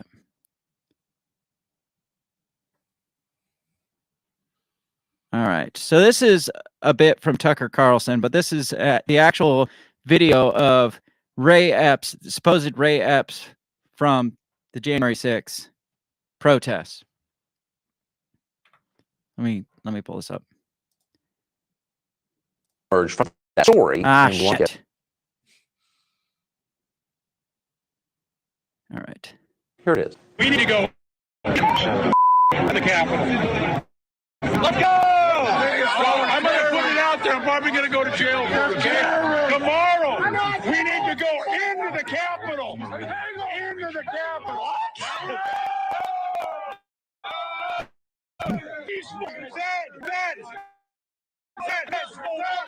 Even at the time of this instance, even at the time when he's like, guys, we got to go into the Capitol, he's trying to rile them all up. And people are like, and they're like, no. No, like you think they'd be like, we gotta go to the Capitol. Like, yeah, no, they're like, gotta go to the Capitol. Like, fuck no. Yeah. And then that one guy was sitting there going, fed, like calling him out. Like, you like normally when you have a guy that's like, God, like you got all these guys that are like, again, over a couple beers, the mob mentality going on. Like, Right? You're over a couple beers, like we were talking about in the beginning, and they're just like, man, I fucking hate Governor Whitmer. Yeah. And somebody's like, yeah, man, I wish he'd rot in hell. And then you got this guy that's like, guys, we should go in and fucking kill her. And it's like, you're a fed. It's like, what? Right. Yeah. So let's watch a little more of the guy. Hey, okay, as soon as the president's done speaking, we go to the Capitol. The Capitol this direction. Wow. Now, in a lot of ways, shut up. I'm stealing your shit. Yeah, he's like, not only is he like, we're gonna go to the Capitol. As soon as he's done speaking, we're gonna go. Oh, by the way, it's over here. If you didn't know, the Capitol's that way. If you everybody, let's follow go. me in a orderly line. So it's easy to be like, no, that's not a Fed. It was just a fucking nut job that was trying to get them all riled all up, as they're saying Trump was. But what's the sentiment that the media has had towards all of these people? Oh yeah, that they're terrorists. They're criminals. They all need to be locked up. Do you want to see what the New York Times says about this guy? This guy is clearly one of the instigators of all this shit. He's not one of the ones that just happens to be walking through the freaking gates and stuff that the police opened up for him. He's clearly trying to get people to follow through with this, to actually push through with this. Yeah. New York Times came out with this article. A Trump backer's downfall as a target of January 6th conspiracy theory. So basically says he's a victim. Yeah. They're calling this guy a fucking victim of conspiracy theories. Who fucking cares if he's not a Fed, if he's just an instigator, which is the Why worst. are they defending him? The worst attack on all of freaking the United States since Pearl Harbor or 9/11 combined, Civil War or whatever. This guy, he's a victim of conspiracy theories. Yeah, right. It says Ray Epps became the unwitting face of an attempt by pro-Trump forces to promote the baseless idea that why are they defending this guy if it's as bad as it was and he's not a fucking and Fed? if it's baseless, why are they mentioning it? Right. Number two, why is this guy not getting fucking charged? Right. When there's so much evidence out there that this guy, and he's come out, he's like, I'm just like a baker from Arizona, guys. I don't know what you're talking about. But he's not being charged with all the rest of these people that are getting 20 years or some shit like that. He's not getting any of it, and he is clearly there. He's clearly instigating, and he's calling for this shit that actually went down. So I found that very interesting, and to say that it's crazy conspiracy theory to even think that possibly the FBI would have had informants on the ground there. Which you saw that New York Times guy that said there's dozens on the ground at the time. But that's all baseless conspiracy theory now based on the New York Times. It's like when you look at all these other stories, fuck yeah, I could see that the FBI had pushed them to this and knew about it the whole time and possibly rolled in the black vans with the more provocateur type people to get everybody all and up in arms. Who was the head FBI guy that came out and basically was like, it's my mission in life to take down Trump? I don't remember, but yeah. I mean, clearly the FBI has been completely politically biased since Trump took office. I mean, it was the one Peter Daszak, wasn't it? That was like, no matter what, we can't let this guy be we can't let him win. We will do whatever it takes to not let him win. And that was FBI. And it's just like, but then we have to go back to this thought that the FBI could never pull something like this off when they're so fucking clearly biased against it. What are you looking up? Looking to see what that quote was. So I'll keep talking about because back to that New York Post article that talked about the Boston bombing. They also said there was this guy. Let's see. This guy named Mark Sami Ibrahim. He was arrested during the January 6th riots. Do you know why? Right. He was arrested for allegedly trespassing at the Capitol with a gun. He allegedly he claims to investigators that he was at the Capitol to help a friend who was documenting the event for, guess who? The FBI. Like he was supposedly there working on a documentary of the event or documenting it, reporting on it for the FBI. And then they arrest him and say, you're trespassing on Capitol grounds. It's just like there's so much shady shit that the FBI turns around and puts on other people. And it's just like, what the hell is actually going on? It's just like so much, just like this whole January 6th thing just reeks of Fed provocation. Oh yeah, absolutely. And it's goes towards their MO of not only making it look like there's these right-wing extremists, but also making Trump look like the bad guy. Well, even if they didn't instigate it, they knew. Yeah. They had infiltrators in these groups. We know that there was infiltrators in the 3%ers and the Boog Boys and the Patriot movements, all of them. It's just known that they have, even they know that they have. Right. Yeah. I mean, some of the high ranking individuals in these militant, I guess you could call them, movements were feds. Yeah.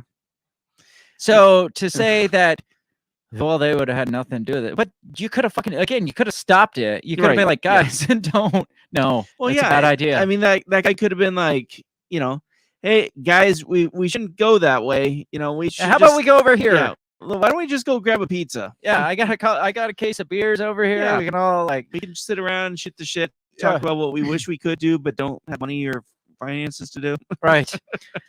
So again, looking at all these examples, how much good is the FBI actually capable of? How much are they actually doing? Yeah. To me, they're focused on the wrong stuff. I mean, they're just, they're so concerned about these right-wing extremists and stuff that they're missing out on these kids who've been on their radar that are shooting up schools or shooting up workplaces. Are they missing? Though that's and that's the thing that I guess selectively enforcing. Well, you can't even like there are types of topics like we talked on our conspiracy theory episode 2 weeks ago. Yeah, like Sandy Hook or things like that. Those are the topics you can't really question because it involves like dead children, and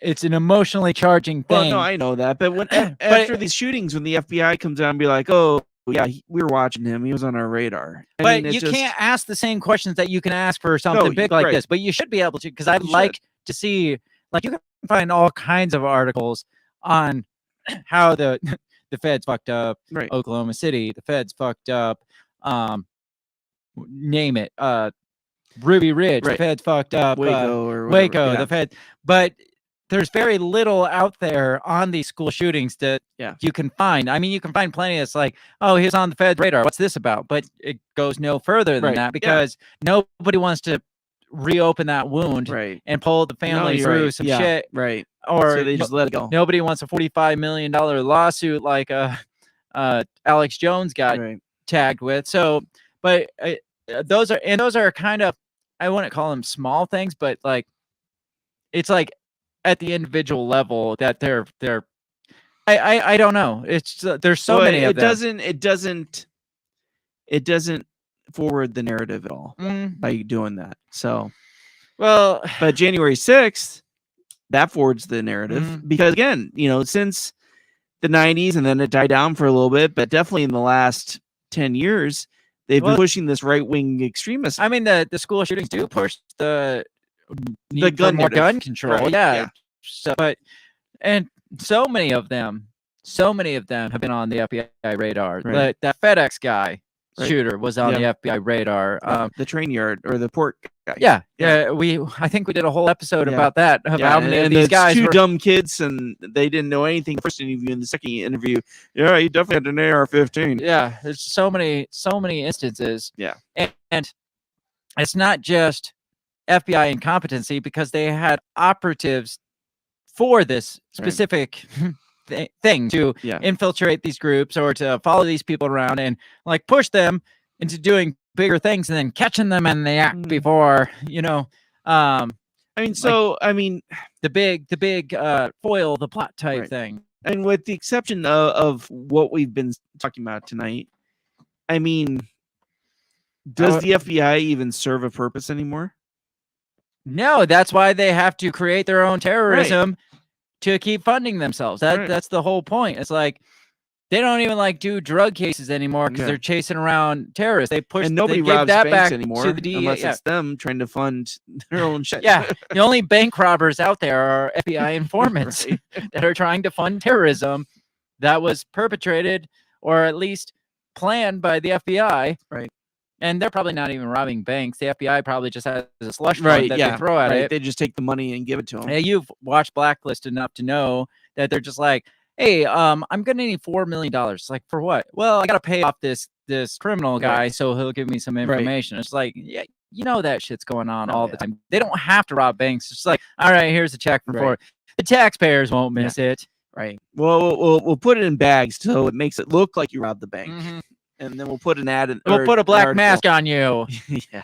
And you can run out saying, just put these pantyhose on. You'll never get me, coppers. Yes. I don't know. So you think it's incompetency or you think it's do you think they want to build up this. I feel like do you think, like, I think it's safe to say that we know that they want to at least push them to the line where they can catch them in the act and then, oops, we accidentally missed. Do you think it goes as far as they want a few of them to slip through the cracks, or they allow it so these things can actually happen? Well, like the one that you talked about where they changed the head, and so they gave the guy the wrong powder. Or no, they just moved him to a different assignment. So nobody brought the fake powder. Right. And so yeah, I think it's one of those things where they're like, oh shit, well, we'll just see what happens, and we'll make the best of it. I mean, I just don't think they care. What do you think the terrorists, when he didn't show up with the fake powder that he was supposed to be provided, he just doesn't show up? They're like, well, I know another guy. I know I know Ahmed over there. Yeah. He's got a bunch of powder. If we hurry, we can catch him. Yes. No, and then the FBI is like, shit, we missed that one. And it's always cover-ups. Oh yeah, it's always even whether it was their but that's stupidity or intentionality, they're going to cover it up and be like, oh, this guy. I mean, and that's the dangerous thing about this game that the FBI is playing, is that it there's so many working parts, right? The right hand doesn't know what the left hand's doing, right?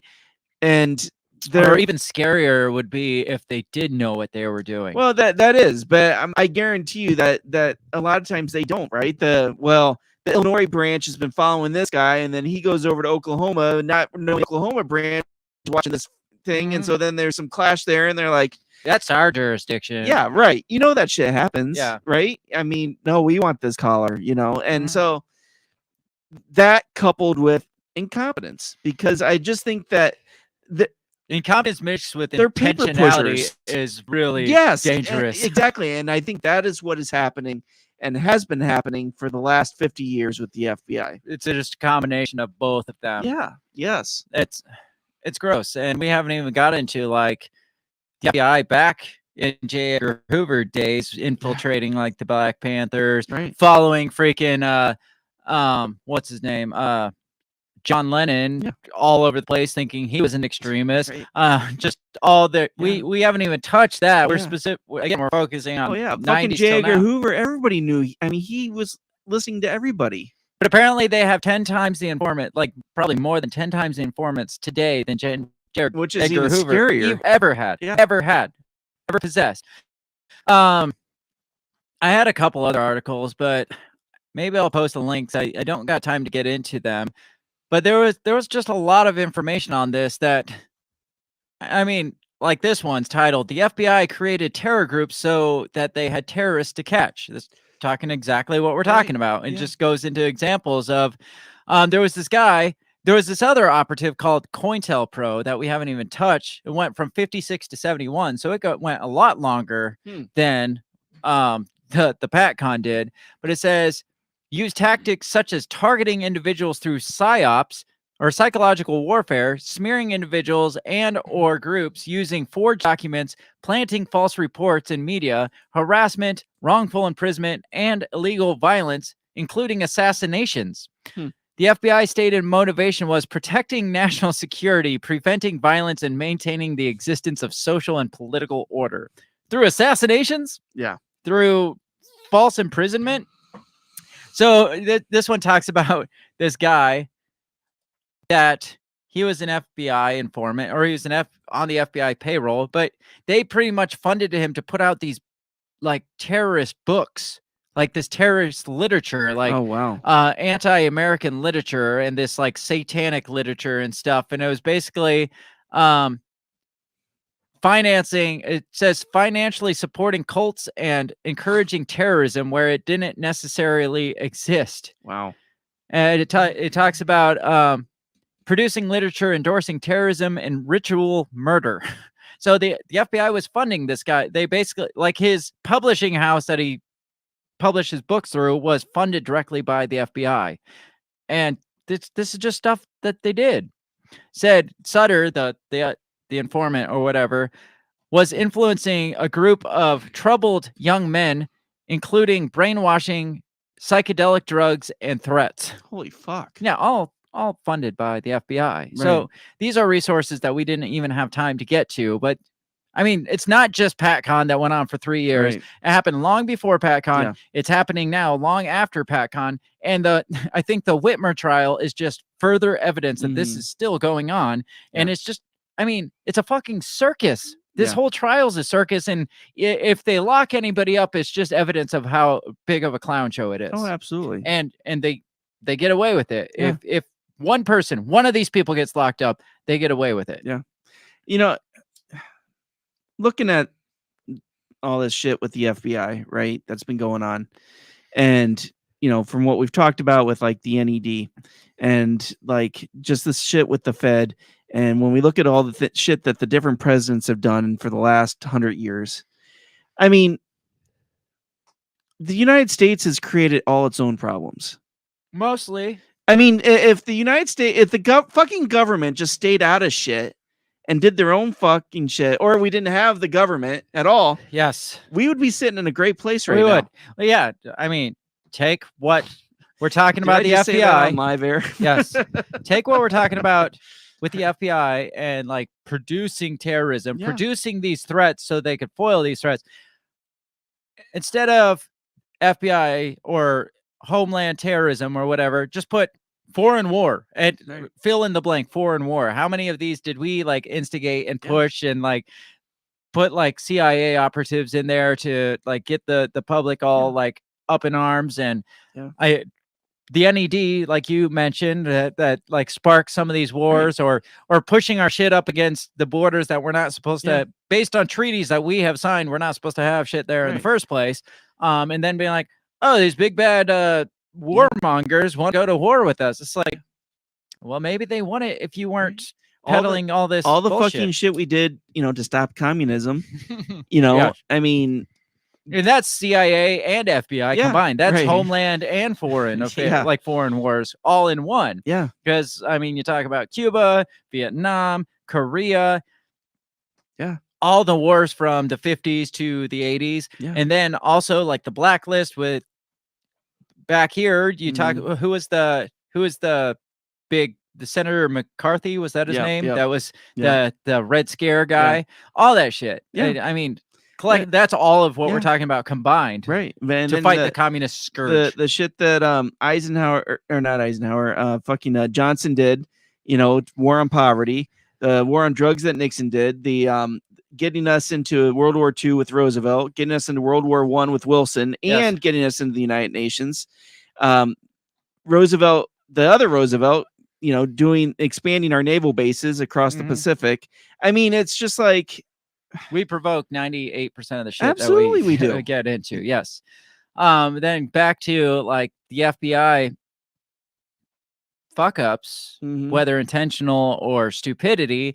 You've got the Operation Fast and Furious. We just armed militant cartel. Yeah. And then that got sold somehow to ISIS. So we found our own weapons in like Iraq and Afghanistan that we had sold to. And we're trying to trace these cartel members down and take them down. And that was a big freaking embarrassment. Well, and Benghazi, they think was an arms deal gone bad. Who knows? You know, like when you look at these things, you got to look at every other incident that makes you scratch your head and be like, yeah, how much of this was like a sting op gone bad, or I don't know, intentionally funding these people to like the Iran Contra affair. I mean, we were intentionally selling drugs to fund the Iranians with that money, like illegally transporting drugs to other countries to fund wars that we weren't supposed to have anything to do with. And it's like all these instances, when you look at the wide open examples, you got to look at everything else and be like, absolutely. And when people are just like, oh, you're just fucking conspiracy theorists, it's like, but are we? Because there's so many, so much evidence to back us up. It's like the meme with the whiteboard in the back, and the guy's like, yes, there's so many. It's like, look at it all and tell me there isn't something there. Right. Even by accident, there's shit there. Right. But I mean, you'll probably get put on a list for even talking about this We're shit. already on a fucking list. Yes. So, final opinions of the Federal Bureau of Investigations. You know, when I was a kid, I thought I wanted to be an FBI agent. Do you want to be a private eye? Yes. But no, I just was like, oh yeah, I want to be a cop and I want to be an FBI agent because that would be cool. Yeah. And yeah, looking at it now, it's like they start their own shit to keep themselves relevant. I'm sure there's plenty of agents out there that think that are at the small time level on the outside. I'm sure that are there thinking they're protecting and serving. I think they follow the example of the administration, right? And the last couple administrations, okay, all right, the last several administrations have been about making sure that there's not homegrown factions growing up against the government. Look at the NSA. Yeah. All the shit that came out with Edward Snowden. Right. Look at the FBI. Look at the CIA. Look at any alphabet agency. It's been all focused. Look at the IRS now. It's going to be, they're going to be digging in our shit. I mean, they passed that bill last year that they could dig in your shit if you had any transaction over $500. And then this year they just ramp up federal agents by like 80,000. Right. Well, and I mean, everything was solid with the homegrown terrorist until all of a sudden it was the extreme Muslims, that came in, and that was an issue. We were in war for 20 some years, but now you can't talk bad about Muslims because that's right. racist. So, but you can always talk bad about white people. Oh yeah. But then Obama comes in, you got the Tea Parties, and then you're back on the extremist train. Just wait. Now that the IRS is ramping up. Oh, I know. Because the FBI's had a lot of black press. eyes here lately. So the IRS is ramping up. Yeah. The IRS is the new FBI. Adding tens of thousands, hundreds of thousands of agents, whatever. Just wait till you start hearing about, somebody like called me up and was like, do you know how to save a couple dollars on your taxes? Is just route this around here. And that turned into the sting operation. And then all of a sudden the IRS knocked on his door, and that dude in the wheelchair in those videos is holding a gun pointed at you and saying, IRS, you're under arrest. Yeah, no, absolutely. You're going to go to H&R Block and it's going to be undercover FBI. He's like, I think I can save you $20. Yes, exactly. Sting operations coming from the IRS. Matter of fact, we have a group where we get together and talk about loopholes. Yes. You should join us. If you're interested. We got this group of accountants that we meet up every Saturday and we talk numbers. We talk about cooking the books. Do you like to cook books? Because we like to cook books. Whereas the FBI is lawyers with guns, now the IRS is accountants with guns. Yes, so exactly. we're moving up in the world. Exactly. That's what we got. That's all the time we got for this. We're gonna end on that note. Happy note. Accountants with guns. Accountants with guns. Yes. Tell us what you think. The comment section's always open. This PATCON shit, it kind of is a direct look into what's been going on and all this stuff coming out with the FBI this year. This really, again, we said it for the last couple weeks. It kind of parallels with what went down in the 90s with all these big anti-militia stings and ops and foiled plots and stuff. We got the same thing going on now. So when's the next Oklahoma City bombing coming? Right. I guess that's the big question. I mean, between last week and then yesterday and then today, it seems like everything's leading up to something big. Yes, exactly. And that's really scary. Leave a comment. Let us know what you think. If you have any other resources on this shit, send it our way. We like to read. We like to think we can read, but we enjoy looking at. Make sure you add pictures. Yeah. Make sure you add pictures. Share this up all over social media because that's how we get our name out there. That's how we can spread this out. We like to expose the bullshit for bullshit, what it is. And there's a lot of it. And there's plenty of it. We've been doing this over 2 years now, and there's plenty of bullshit to expose. So check us out all over social media. Like, share, go to the YouTube page once again, and like and subscribe to that because we're trying to build that back up to our pre-axe levels, our pre-nuked levels. So go do that. Even if you don't really follow YouTube too much, go do that just to help us out. Check us out all over. Check out our store. You can support us also on Patreon, patreon.com/breakthebell. You'll get access to bonus content, merchandise, other options out there. We even have a book club that nobody has signed up for that we are dying to get into. I almost forgot about our book club. I forgot about our book club.